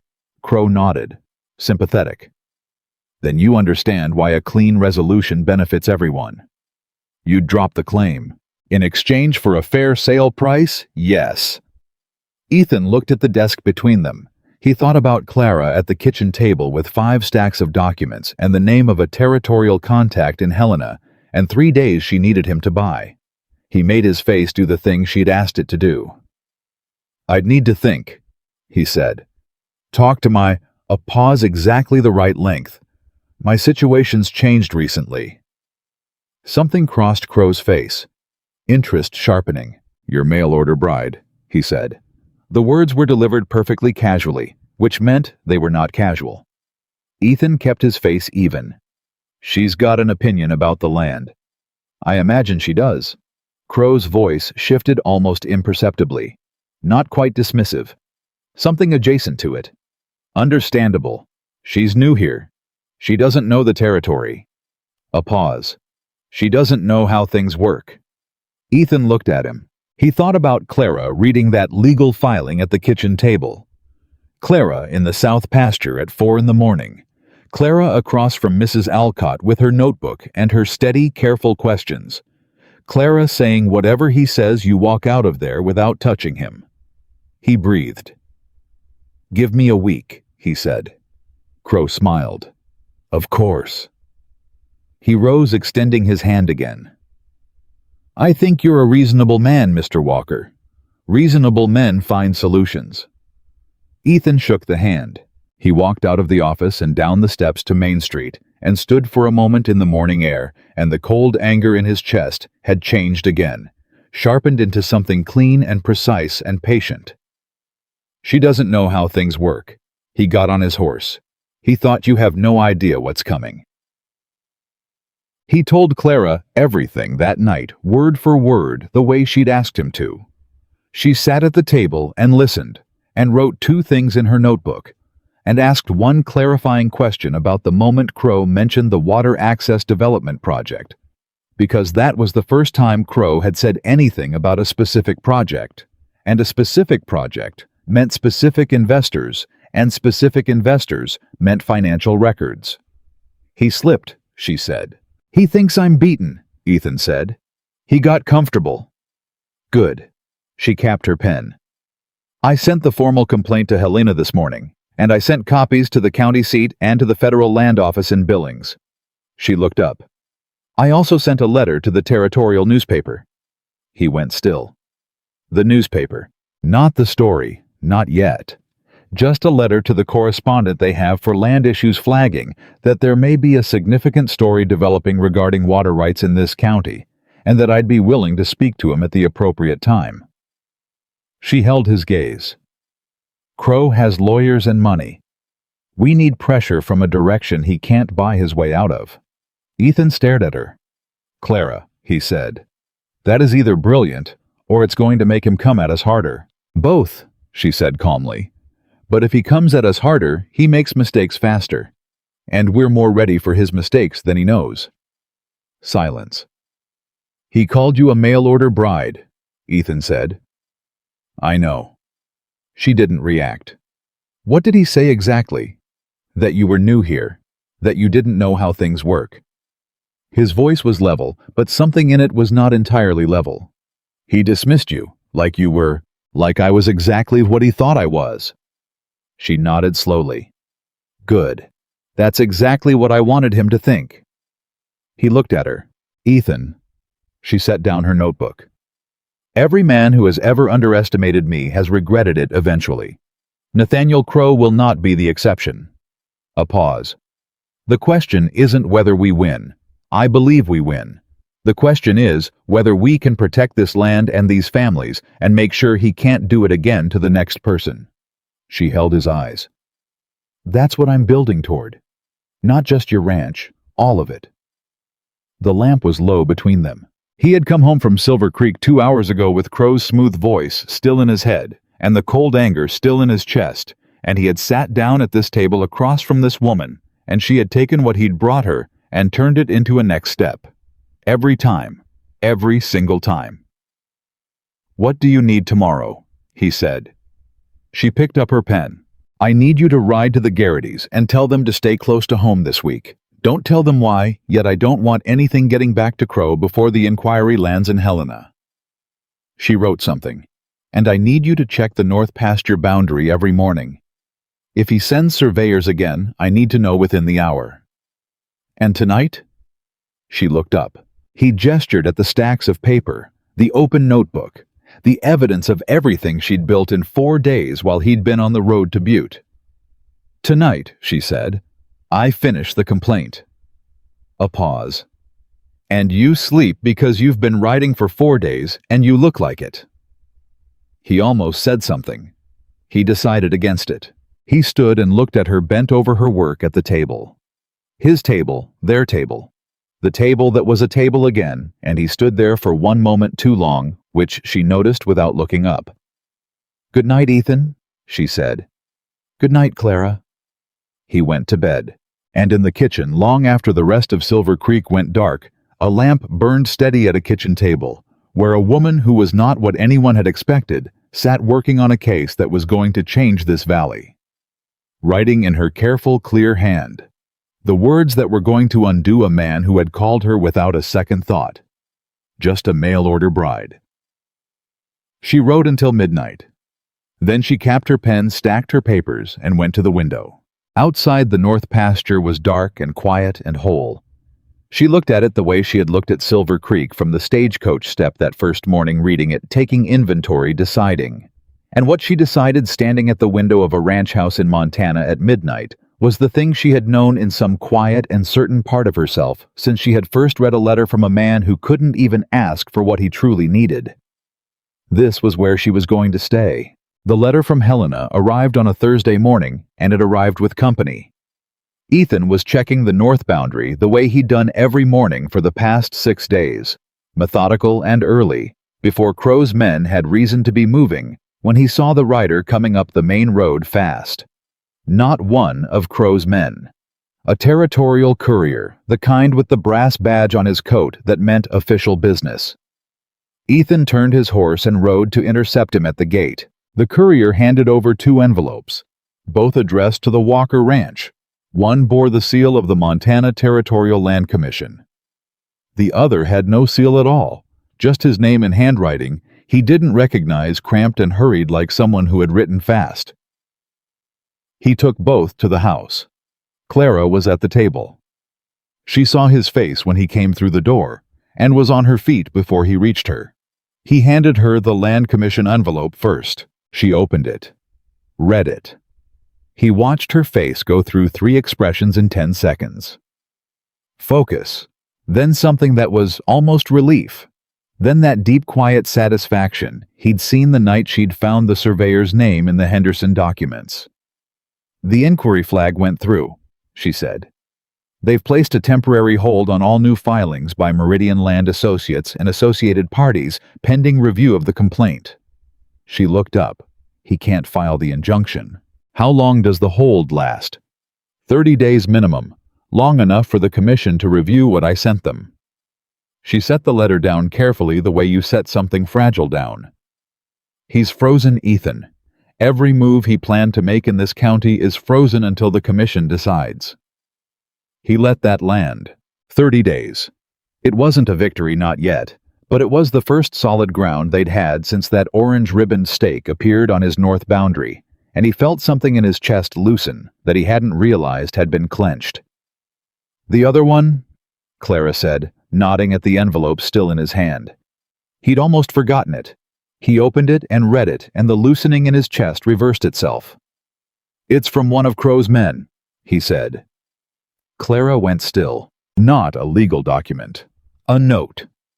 He read it again to make sure he had it right. It says that Mr. Crow is aware of the complaint filed with the commission. It says that Mr. Crow considers this an escalation. And it says, he stopped. Say it, Clara said. It says that Mr. Crow hopes Miss Bennett understands that the territory can be an unfriendly place for people who insert themselves into matters that don't concern them. The kitchen was absolutely silent. Clara did not move for a full 5 seconds. Then she said very quietly, He knows my name. Yes. He knows I filed the complaint. He knows enough. Ethan set the note on the table. His voice was steady. His hands were not entirely steady, which he controlled by placing them flat on the table. Someone in Helena talked, or someone at the county seat, or someone in Silver Creek who saw you at the records office. She picked up the note and read it herself. He watched her. He was watching for fear because fear was the reasonable response, and he would not have blamed her for it. What he saw instead was something colder than fear, and more useful, a focused, contained anger, the same kind he'd felt the morning he'd found those survey stakes on his land. He's rattled, she said. Clara, a man who isn't rattled doesn't send unsigned notes. He files paperwork. He sends lawyers. She put the note down. This is a man who woke up this morning and found out his timeline has been disrupted, and his method has been exposed, and he can't do the thing he planned to do, and so he's reacting. She looked at Ethan. Reacting people make mistakes. Reacting people also do things that can't be filed in a courtroom, he said. Clara, this is a threat. I know what it is. Then you know I'm not going to... You're not going to do anything rash, she said, and the precision of it, the way she read exactly where his mind was going, pulled him up short. I was going to say I'm not going to ignore it. Good, don't ignore it. She sat down. Write it into the record. Date, time, received, method of delivery. We add it to the complaint as evidence of intimidation, because threatening a witness in an active territorial commission inquiry is its own separate offense. She picked up her pen. What he just did made our case stronger. Ethan stared at her. You're not afraid, he said. It wasn't an accusation. It was closer to wonder. She looked up from her notebook. I'm afraid, she said. I'm just not going to let him see it. A pause. There's a difference. He pulled out a chair and sat down across from her. You need to move into town, he said. She put her pen down. Listen to me, he said before she could argue. The land is what I need protected. I can be here for that. But you are the one who built this case. You are the one who can present it. If something happens to you, nothing is going to happen to me. You don't know that, Ethan. She held his gaze level and direct. If I run to town every time that man makes a threatening noise, I am telling him that the tactic works, and if the tactic works on me, he will use it on every person in this valley who tries to stand up to him for the next 10 years. She leaned forward slightly. I am not going to teach Nathaniel Crow that frightening people works. The room was quiet. He looked at her across the table. This woman.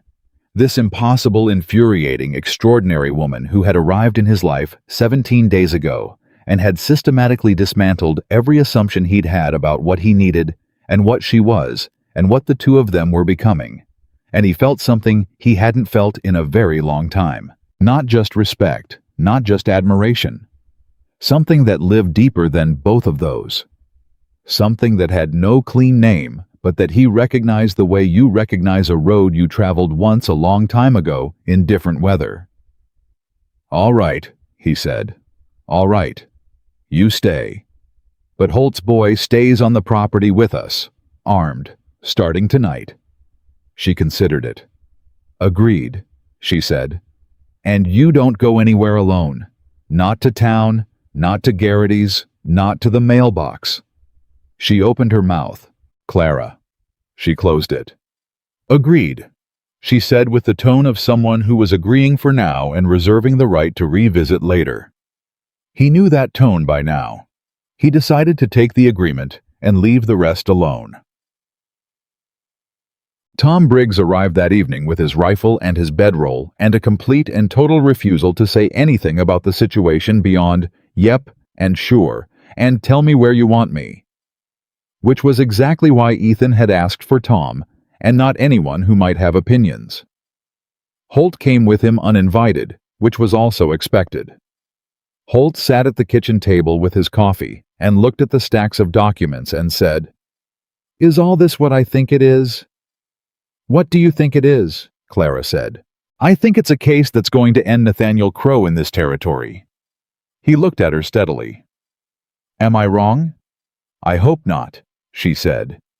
He nodded once. "What can I do?" "The Garritys need someone to check on them without making it obvious they're being checked on.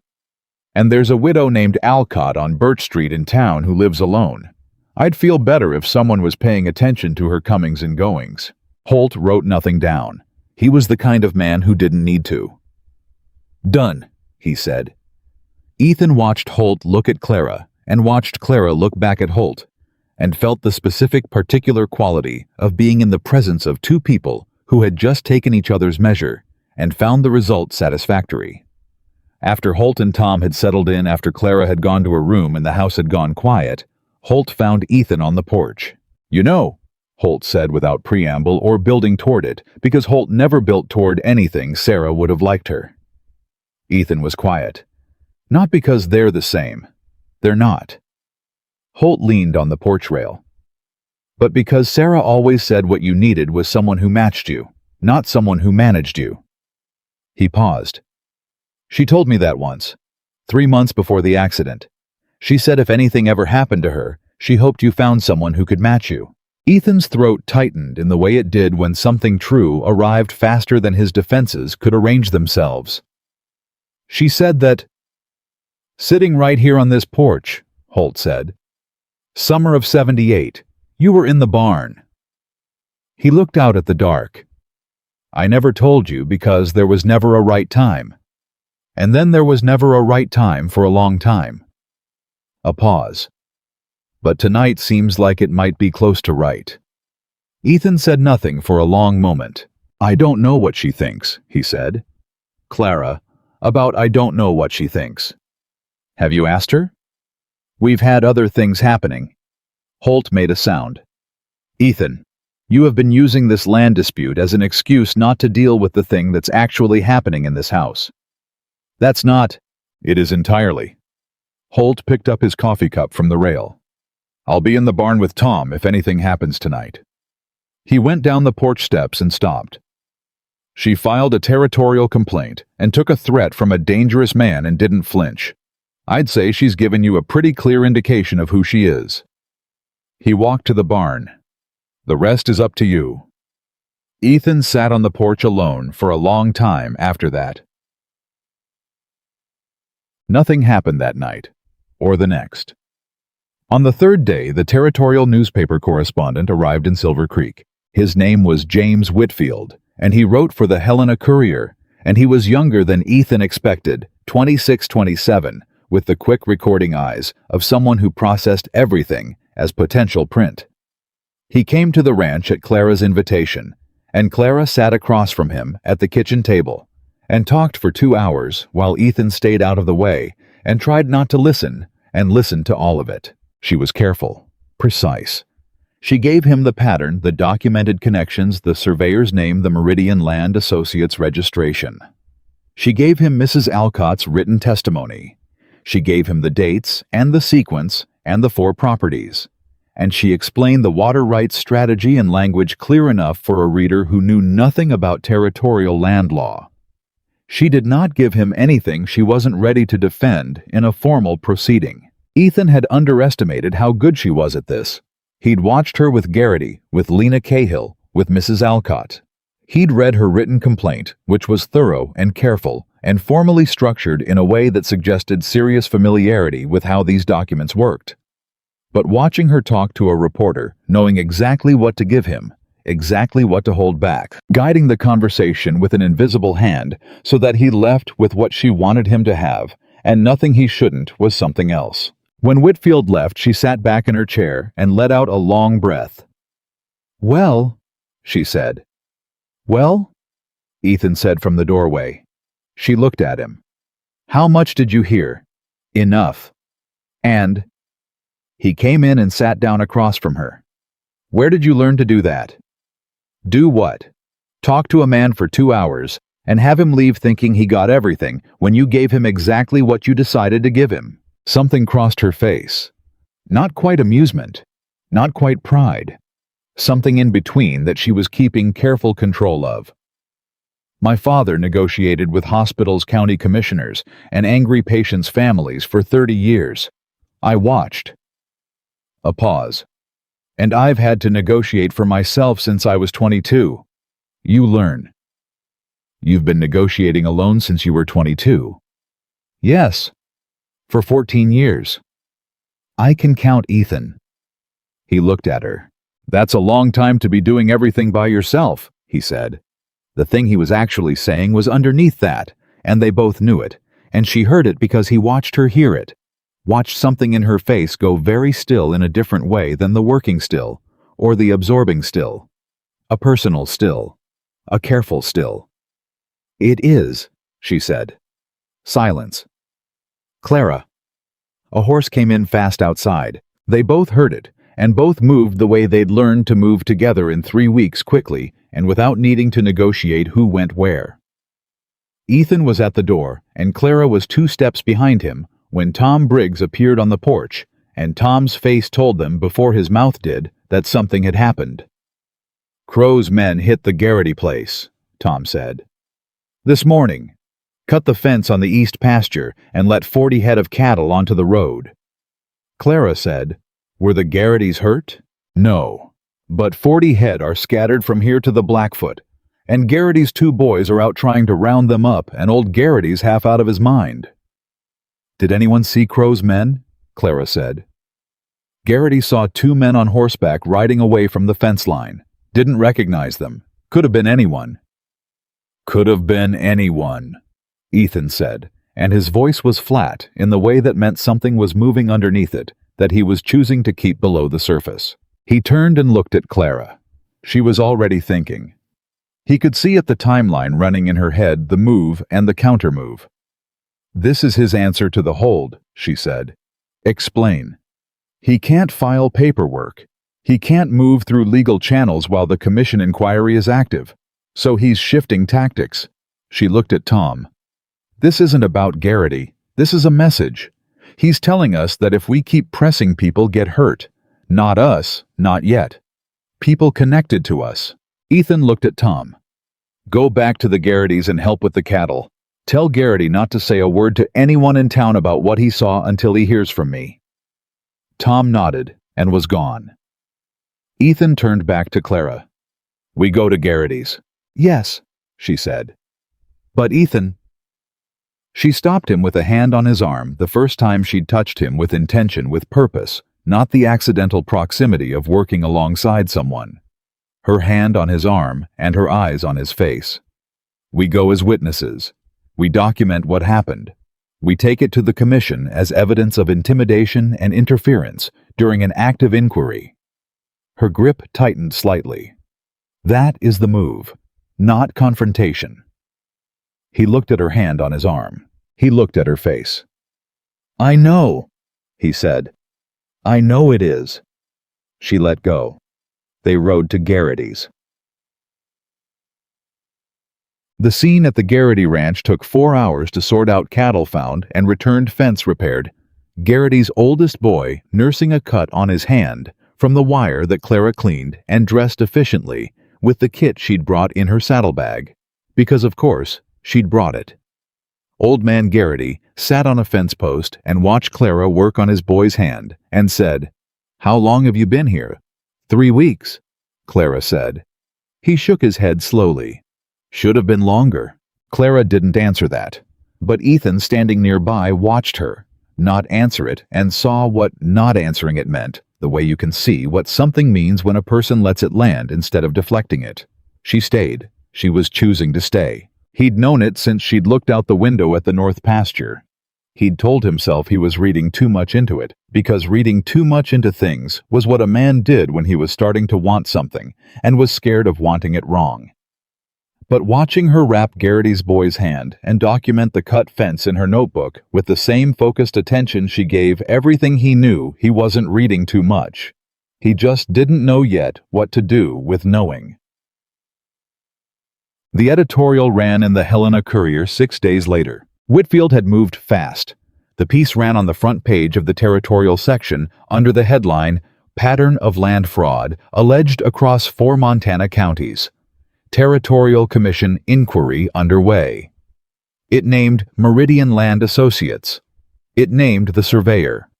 It described the water rights strategy in language accessible enough for any rancher in the territory to understand.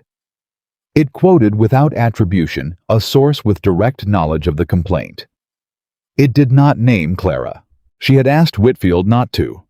Ethan had watched her ask it, and watched Whitfield push back, and watched her hold firm without raising her voice, and Whitfield had ultimately agreed, and the piece ran without her name. The day it ran, 3 things happened. First, Leland Marsh Crow's attorney arrived at the Walker Ranch in a hired buggy and asked to speak with the property owner. Ethan met him at the gate. Marsh was exactly what Clara had described. Young, well-dressed, the kind of smooth that comes from expensive education, and the assumption that most people he dealt with were easier to confuse than he was. He had a document in his hand. "Mr. Walker," he said, "my client is prepared to withdraw the boundary claim in its entirety." Ethan looked at him. "In exchange for," Ethan said, "in exchange for a withdrawal of the complaint currently filed with the Territorial Land Commission." Ethan said nothing. "Mr. Walker, the editorial this morning has created a—" Marsh paused, choosing words carefully. "Complicated situation. My client believes a mutual withdrawal benefits everyone. The commission inquiry ends. The boundary claim ends. Everyone returns to where they were." Ethan took the document from him and looked at it. He thought about Clara's timeline. The Garrity's fence. Mrs. Alcott selling land she loved because a man in a good coat frightened her in her own parlor. The Hendersons who won and still lost everything. He handed the document back. "No," he said. Marsh blinked. "Mr. Walker." "No," he said again, quieter, more absolute. "Tell Mr. Crow we'll see him at the commission hearing." Marsh left. Second thing, 2 hours later, a telegraph arrived from the Land Commission office in Helena. The inquiry had been escalated to a full formal hearing scheduled in 3 weeks in the county seat. All parties were summoned. The temporary hold on Crow's filings was extended through the hearing date.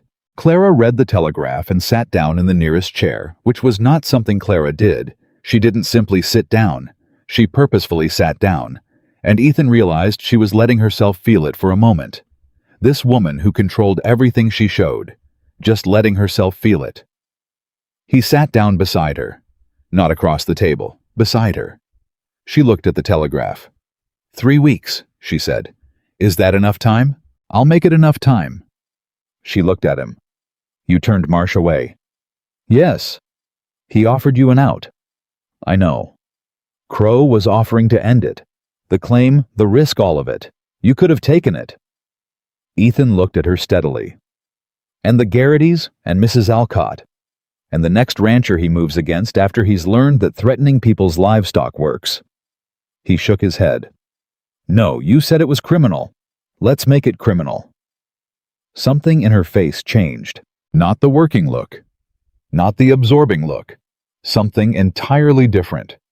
Something that opened briefly like that curtain pulled back an inch, but further this time, further than it had ever been, and what was behind it was not composure or capability or any of the extraordinary things he'd come to rely on. It was just her. Unguarded. For one moment.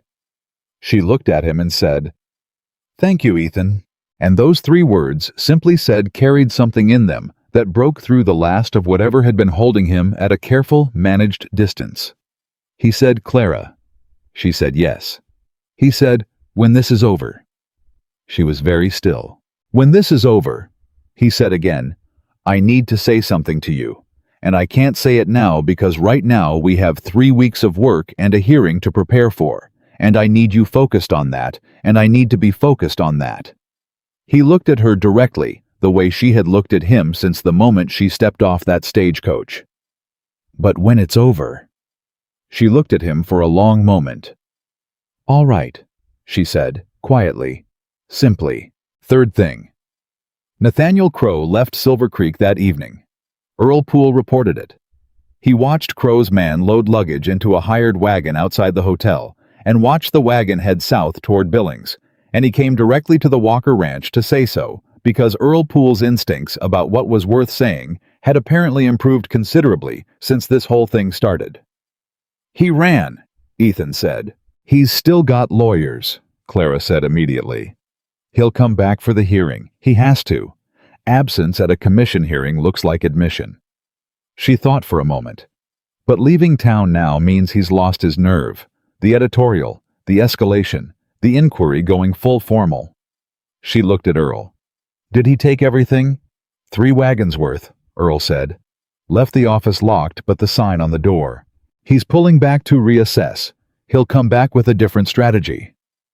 She was already moving toward the table. "Which means I need to anticipate what that strategy is." Earl looked at Ethan. Ethan looked back. Earl said quietly so Clara wouldn't hear, "You know she's the best thing that's happened to this valley in about 10 years. Ethan said equally quietly, "I know." Earl nodded and left. The 3 weeks before the hearing were the hardest and the most alive that Ethan could remember in longer than he could honestly calculate. Hard, because Clara drove them both mercilessly. She was at the table before him every morning and still at it when he went to bed, and she rebuilt the entire complaint into a formal presentation organized cited cross-referenced, that she made Ethan read twice and then read aloud to her so she could hear how it landed. "You're practicing on me," he said one evening partway through the second read aloud. "Yes," she said, "for the hearing. I need to know where the weak points are, where a good attorney could interrupt and create confusion." She made a note. "You're a smart man who doesn't know the legal language. If you can follow it, a commissioner can follow it." He kept reading, alive because of what happened in the spaces between the work, the small, unremarkable, enormous moments that he hadn't known he'd been starving for. Her laugh, which he heard for the first time on a Tuesday when Tom Briggs' horse sat down in the corral for no reason any of them could identify, and then looked extremely dignified about it. It wasn't a polished laugh. It was sudden and real, and it surprised her the same way it surprised him. Her habit of reading at the kitchen table after dinner, a book held in one hand, and her left thumb running along the bottom edge of the page, the way people do when they're deeply inside something. He had started staying at the table longer after dinner for no reason he was prepared to examine, the way she said his name. She said it the way she said everything directly without ornamentation, but there was a quality in it now that had developed over 3 weeks, a familiarity, an easiness, like a door that had been used enough times to stop sticking. And the night, 2 weeks into the 3, when he came in late from checking the north boundary in bad weather, and she was still up, and she looked at him dripping and cold and said nothing at all, just got up and put the kettle on and got the dry shirt he kept on the hook by the back door and handed it to him. He took it. Their hands were in contact for a second over the shirt, his cold, hers warm. Neither of them moved for a moment. Then he said, "Thank you," and she said, "The tea will be ready in 5 minutes." And that was all. And it was the most intimate moment he had experienced in 3 years and 8 months, and it nearly undid him. The hearing was scheduled for a Monday. On the Sunday before, Ethan found Clara on the porch in the early dark after dinner, looking out at the land the way she'd looked out the window that midnight 3 weeks ago. He came out and stood beside her. "Are you ready?" he asked. "Yes," she said. No hesitation. "Are you scared?" A pause this time. "Yes," she said. "Of Crow's lawyer. Of it not being enough." She kept her eyes on the dark. "I have built the best case I know how to build. But there are things that could go wrong. A commissioner who has a relationship with someone in Crow's circle. A document that gets questioned on a technicality. Mrs. Alcott having a bad day." She exhaled. "There are things I can't control." "No," he agreed. "I don't like things I can't control." "I know." She turned and looked at him, and in the low light from the kitchen window she looked different from any way he'd seen her. Not the composed, purposeful woman who ran his kitchen and built his legal case and moved through difficulty the way water moves through rock. But something under all of that, something quieter and more uncertain and more real. "What if it's not enough?" she said. And he looked at her, this woman, who had done everything and been everything and held this whole thing together with her intelligence and her stubbornness and her 14 years of doing everything alone, and he said, "Then we do it again. We build it again. We find another way." He held her gaze. "You are not in this by yourself anymore." She looked at him. "Ethan," she said. "I know," he said. "I said when it's over." "It's not over yet." "No." He looked at her for a moment longer than was practical or manageable. "But I wanted you to know. Before tomorrow. Whatever happens tomorrow." He stopped. Started again. "You came here and you changed everything. The land, the cattle, that table in there." He paused. "Me. And I don't know how to say that without it sounding like less than it is. But I needed you to know it before we walk into that room tomorrow." The dark was very quiet around them. Clara looked at him for a long time. "I came here," she said finally, "because a man wrote a letter asking for the minimum possible thing he could ask for, and I thought that man is going to ache himself to death out there if someone doesn't show up and refuse to let him." A pause. "I didn't plan the rest of it. I didn't plan any of this." "Neither did I." "No." Something in her face was very open. "But I'm not sorry about it." "Neither am I," he said. They stood on the porch together in the Montana dark, not touching, not crossing the distance that the hearing and the case and the morning had put on pause, but standing in it together, which was itself a kind of answer to a question neither of them had said out loud yet. Tomorrow was the hearing. Tomorrow was Nathaniel Crow and Leland Marsh and the Territorial Land Commission, and 4 years of fraud laid out on a table for men with authority to examine. But tonight was this, the two of them. The dark, the north pasture, whole and quiet, and theirs. And the thing between them that had no name yet, but that both of them knew with complete certainty was real. Ethan went in first. Clara stayed a moment longer, looking at the land. Then she followed him inside, and the door closed, and the lamp burned in the kitchen window, steady and warm against the dark. They rode to the county seat before sunrise. Clara had the documented case on her lap, a leather case that Holt Briggs's wife had lent her, old and well-made, the kind that closes with 2 brass clasps, and she held it the way you hold something that contains everything you've worked toward, not clutching it, just aware of it. Ethan drove the wagon and didn't talk, which was the right thing, because she was running through the case in her head, the way she'd done every night for 3 weeks, and she didn't need conversation. She needed the quiet. Tom Briggs rode behind them. Holt rode ahead. The Garritys were already at the county seat when they arrived, Old Man Garrity and his two sons in their good coats that were clearly only worn twice a year, standing outside the commission building with the specific dignity of people who have dressed up for something important and intend to see it through. Mrs. Alcott was there too, sitting on the bench near the door with her daughter beside her, her hands folded in her lap, her back straight. Clara got down from the wagon and went directly to Mrs. Alcott. "How are you feeling?" she said. "Angry," Mrs. Alcott said. "Same as yesterday." "Good," Clara said. "Hold on to that." She went inside. Dull. The hearing room was a plain room with a long table at the front where 3 commissioners sat and rows of chairs behind the railing where the parties and witnesses would sit. And it was already half full when they arrived, which told Ethan that the editorial had done what Clara intended it to do. It had made this a public matter, and public matters drew people who needed to know how they ended. He saw faces he recognized. Ranchers from across the county. Earl Poole in the back row, which surprised him until he remembered that Earl Poole went wherever things worth knowing about were happening. Whitfield, the correspondent in the far corner with his notebook already open.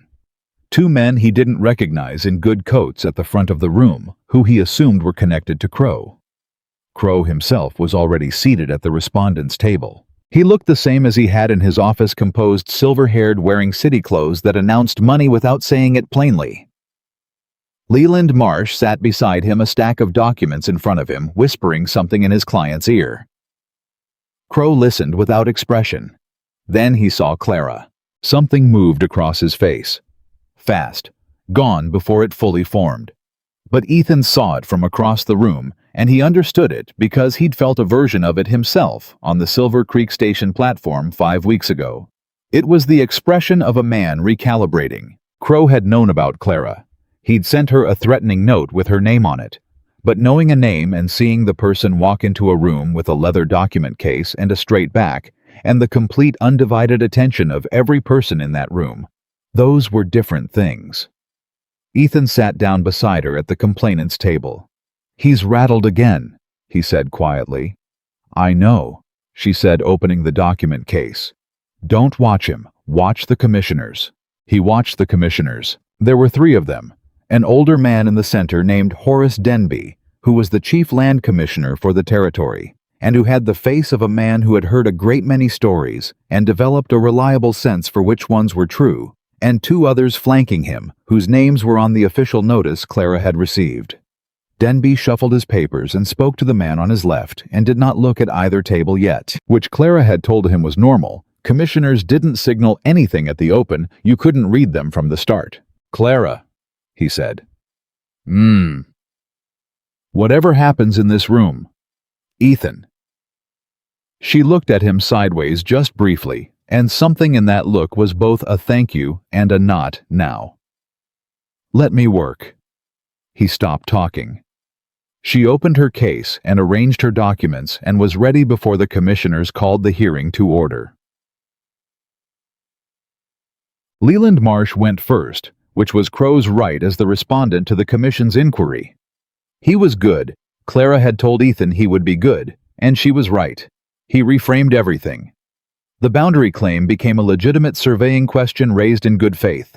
The Meridian Land Associates connection became a standard business relationship between a land development company and an independent legal advisor. The surveyor, whose name appeared across 3 separate cases, became a respected professional whose work had been mischaracterized by a complaint filed by a woman with no legal standing and a personal interest in the outcome. That was the phrase he used. A woman with no legal standing and a personal interest in the outcome. Ethan felt his jaw tighten. Clara wrote something in her notebook and did not look up. Marsh presented his survey findings. He presented a letter from the Territorial Land Office in Billings, not the one Clara had sent her complaint to a different contact, which meant Crow had someone in Billings, stating that the boundary question was legitimately contested. He presented affidavits from 2 Silver Creek residents attesting to Ethan Walker's aggressive response to the survey stakes, pulled them from the ground in violation of an active survey process, Marsh said, which was a way of describing what Ethan had done that made something completely reasonable sound like an offense. He spoke for 40 minutes. When he sat down, Commissioner Denby looked at Clara's side of the table. "The complainant," he said. "Who will be presenting?" Clara stood. "I will," she said. Clara Bennett, acting on behalf of Ethan Walker, property owner of record, and in coordination with supporting witnesses. She paused. "If the commission would prefer a licensed attorney." "The commission will hear from you," Denby said, and his voice was entirely neutral, which meant nothing, but his eyes had a quality that Ethan noticed, a settled-in quality, like a man who had just decided to pay attention. Clara opened her case. "Commissioner Denby, Commissioners, I'd like to begin not with Mr. Walker's property, but with a date, October 14th, 1879. She waited one beat. That is the date on which Mr. Marsh's client, operating through Meridian Land Associates, first engaged the services of a surveyor named Gerald Pruitt to conduct a boundary assessment in Lewis and Clark County." She held up a document. "I have the contract signed by Leland Marsh on behalf of Meridian Land Associates, with Mr. Pruitt's name and terms clearly stated." Marsh's pen stopped moving. "The reason that date is significant," Clara continued, "is that on October 19th of the same year, 5 days later, Gerald Pruitt submitted sworn testimony in the Henderson boundary adjudication in this same county, describing himself as an independent expert with no ongoing client relationships that could affect his professional judgment." She held up a second document. "I have that testimony." The room was very quiet. "The same man," she said, "engaged by Crow's company on the 14th, swearing independence on the 19th. She set both documents on the commissioner's table. "That is not a surveying error. That is perjury in a sworn proceeding." Marsh was on his feet. "Commissioner, the complainant is characterizing—" "Sit down, Mr. Marsh," Denby said, not loudly, with the flat, final quality of a man who does not repeat himself. Marsh sat. Clara kept going. "She went through it all. Every property, every date, every document.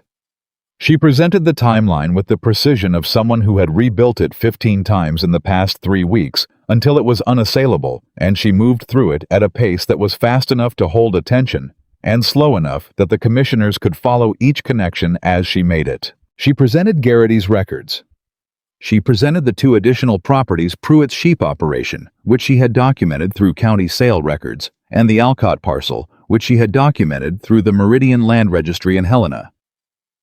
She called Mrs. Alcott. The old woman walked to the witness chair with her back straight and her hands still, and her anger intact, and she told her story in exactly the way she'd told it to Clara in her daughter's parlor, plain, specific, devastating. The letters, the implication, the visit from Marsh, the phrase about public hearings, raising questions that were difficult to put back to rest. When she finished, Commissioner Denby said, "Mrs. Alcott, did you feel threatened?" "I felt," she said with great precision, "that I was being told what would happen to me if I didn't cooperate, without anyone saying it in words I could use." She looked at Denby directly. "I was 68 years old, and I was alone, and I sold land my husband and I built together for 30 years because I was frightened. Yes, I felt threatened." The room was completely silent. Ethan looked at Crow. Crow was looking at the table in front of him with the expression of a man recalculating his options and not finding many. Clara saved the surveyor for last. She had subpoenaed Gerald Pruitt. Clara had explained to Ethan what that meant. A formal commission summons he couldn't ignore without being held in contempt. And Pruitt was sitting in the witness chairs along the wall, and he had the look of a man who had understood somewhere in the last 3 weeks that the ground beneath him had changed fundamentally. She called him. He took the witness chair. She asked him 3 questions. First, had he been engaged by Meridian Land Associates in October of 1879? He said yes. There was no point in saying no. She had the contract. Second, had he submitted testimony in the Henderson adjudication that same month, describing himself as an independent expert? A longer pause. Yes. Third, had he received payment from Meridian Land Associates at any point during the Henderson adjudication? The longest pause. Marsh stood. "Commissioner, I object to this line." "On what grounds?" Denby said. Marsh opened his mouth. He closed it. There was no ground. Clara had not asked anything that required a legal objection. She had asked a factual question of a witness under commission summons, and there was no procedural basis to stop it, and Marsh knew it, and Denby knew Marsh knew it. "Sit down, Mr. Marsh," Denby said again. He looked at Pruitt.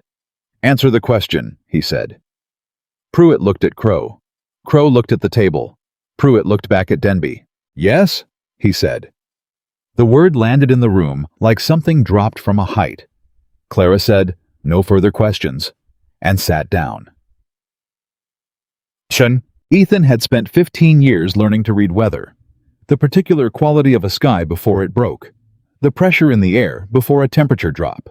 The stillness that preceded something significant. He understood that some things, once they reached a certain point, resolved themselves according to their own logic, regardless of what anyone tried to do about them. The hearing was like that. After Pruitt's testimony, Marsh tried to reframe. He made a technical argument about the Commission's jurisdiction and the admissibility of certain documents, and the distinction between his client's personal conduct and the conduct of associated parties. He spoke for 20 minutes, and he was still good. He was a good attorney. That had never been the question, but he was good. The way a man is good at his work when the work is lost, competent and thorough and too late. Denby called a recess. 40 minutes. Ethan and Clara sat outside the building on the bench where Mrs. Alcott had been waiting that morning. Tom and Holt were nearby. Old man Garrity brought them coffee from somewhere and didn't say anything, just handed them the cups and went back to his sons. Clara held the coffee in both hands. "How do you think it went?" Ethan asked. "I don't know yet." "Yes, you do." She looked at him sideways, a long moment. "I think we gave them everything they need," she said. "Whether they use it?" She stopped. "I've seen good cases lose on things that had nothing to do with the evidence. But Denby is a fair man. I looked into him before we came. He ruled against 2 territorial officials in 1880 for survey irregularities. He's not afraid of the politics." She drank her coffee. "I think we're all right." Ethan nodded. They sat together on the bench in the mid-morning quiet. After a while, Ethan said, "I meant what I said last night." She kept her eyes forward. "I know. I wasn't saying it because of the hearing. I know that too." Clara. She turned and looked at him, and in the full daylight outside the commission building with the case behind them, and the recess ticking away, and everything still uncertain, her face was the most open he had ever seen it. Not the curtain pulled back an inch. The curtain set aside entirely. "Ask me," she said. "After," he said. "I told you after." Something in her face was almost frustration, and almost amusement, and entirely warm. "Ethan Walker," she said, "you are the most stubborn man I have met in 36 years of living." "Probably," he said. She shook her head and looked back at the building, but she was almost smiling, and he was almost smiling, and that almost was its own kind of answer, the most honest kind. The kind that hadn't been rehearsed or prepared or constructed, just arrived in the space between 2 people sitting on a bench with coffee cups, waiting for their lives to resolve. The commission reconvened. Denby spoke for 11 minutes. He moved through the findings in order. The surveyor's conflict of interest was documented and constituted perjury in a sworn proceeding that would be referred to the Territorial Attorney General. The pattern of boundary claims across 4 properties, using the same compromised survey methodology and the same legal representative, constituted a coordinated scheme to defraud under territorial land law. The intimidation of Mrs. Alcott, while not actionable as a standalone complaint due to the indirect nature of the communication, was noted in the record as consistent with the broader pattern and would be included in the referral to the Attorney General. All boundary claims and pending filings by Nathaniel Crow Meridian. Land associates and associated parties were dismissed with prejudice. Ethan heard dismissed with prejudice and felt it land, and he looked at Clara. She was writing something in her notebook. "Clara," he said. She kept writing. Clara. She stopped. She looked at him. We won, he said. She took a breath. One long, controlled breath that she let out slowly. We won, she said. He put his hand over hers on the table. She looked at his hand. She turned hers over and held it. Sure. Denby wasn't finished. Additionally, he said, and his voice had a quality now that was different from the procedural tone of the findings, something with weight in it, personal weight. This commission notes with particular commendation the quality and thoroughness of the complaint documentation presented by Miss Bennett.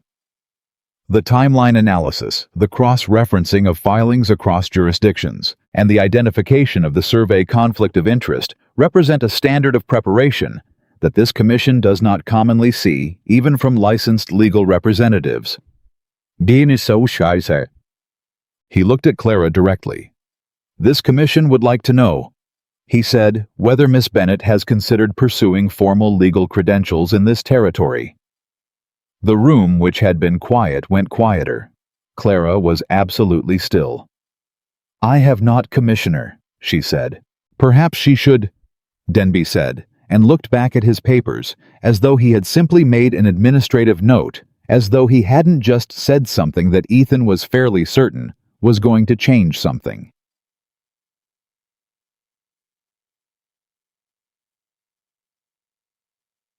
Crow was gone before the building cleared. Ethan saw the empty chair and the closed door and understood that a man who had run when the editorial ran was not going to stand in a public room and face what had just happened.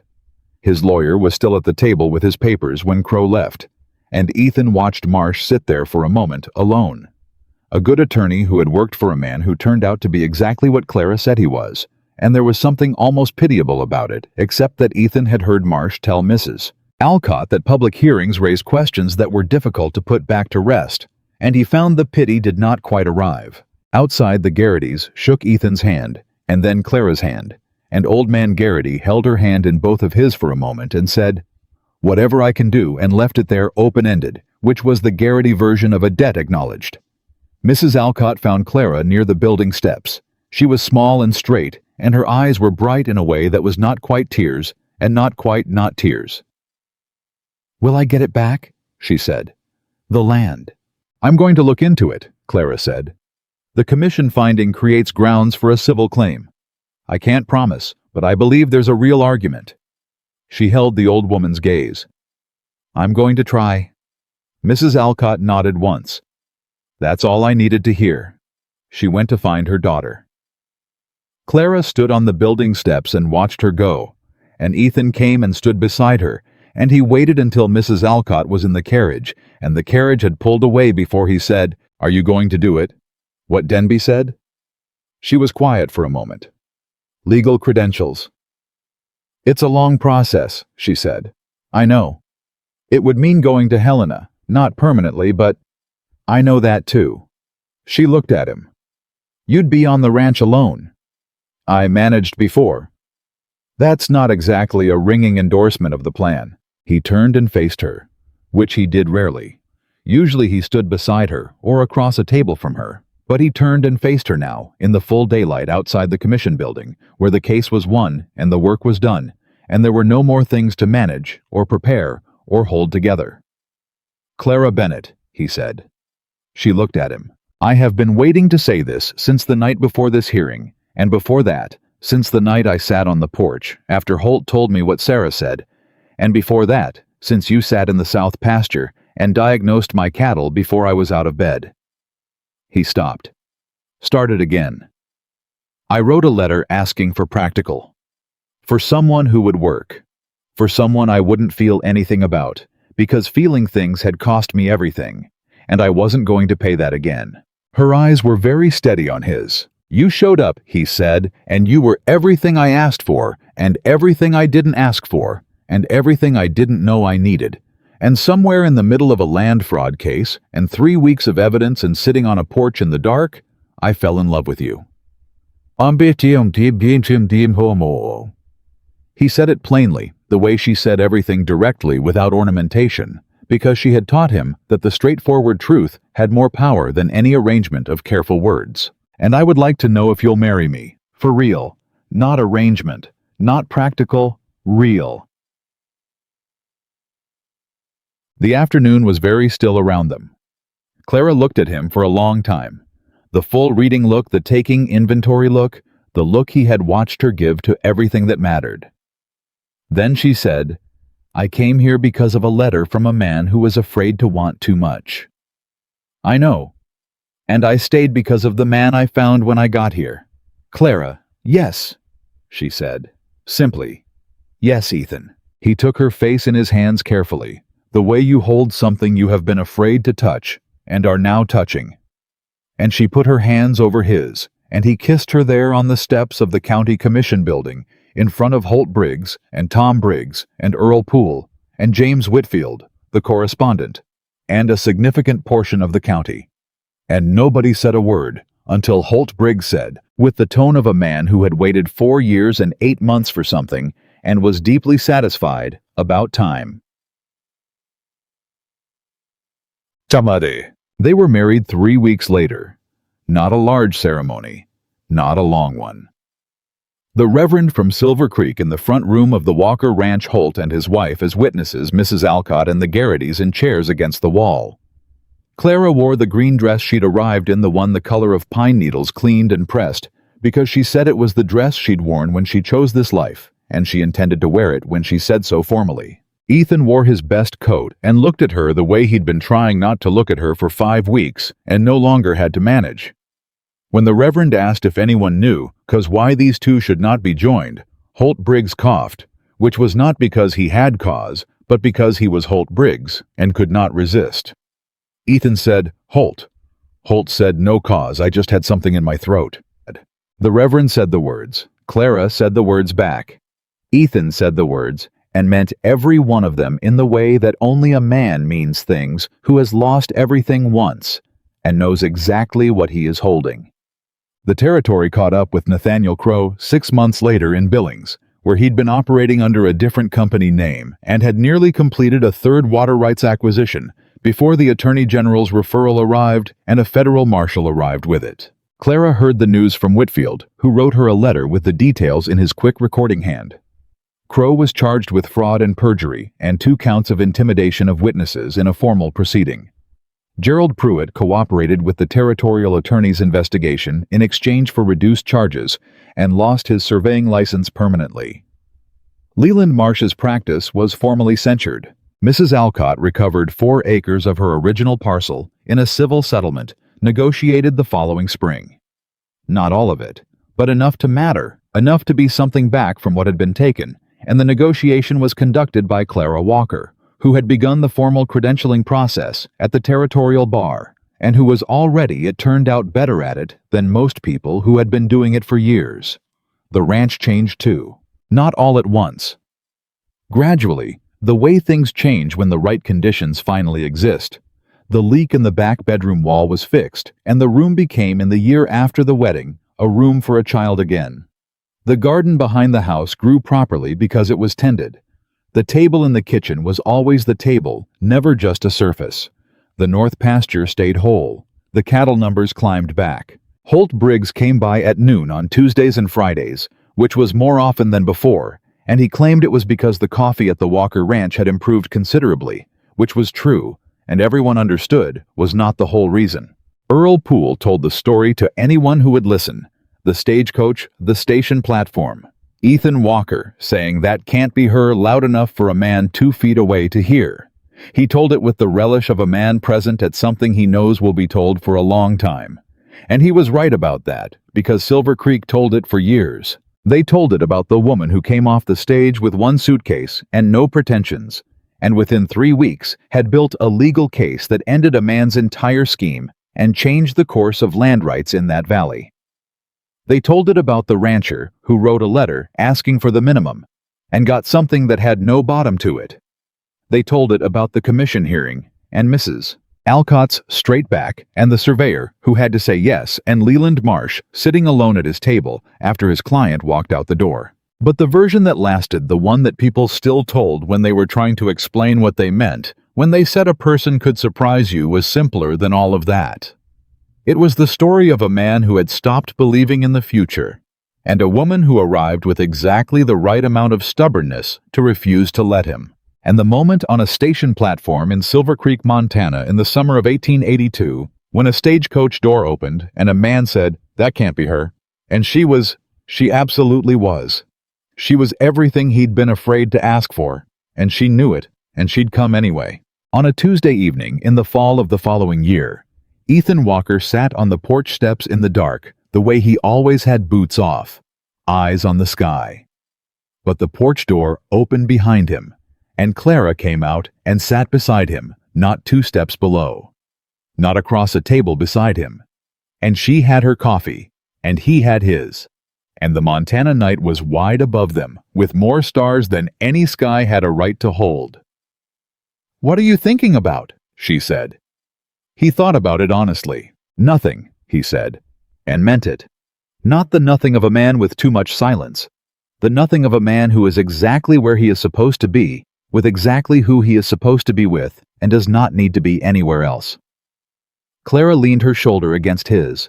He did not move away. The north pasture was dark and whole, and theirs, the cattle were in the house behind them, was warm and lit, and somewhere down the hall a room that had been closed for years was open again, full of the future instead of the past. Ethan Walker had come to that porch for years to be alone with his grief, and he had mistaken the aloneness for strength and the grief for permanence. But love, it turned out, was not the thing that had cost him everything. Love was the thing that had given it back.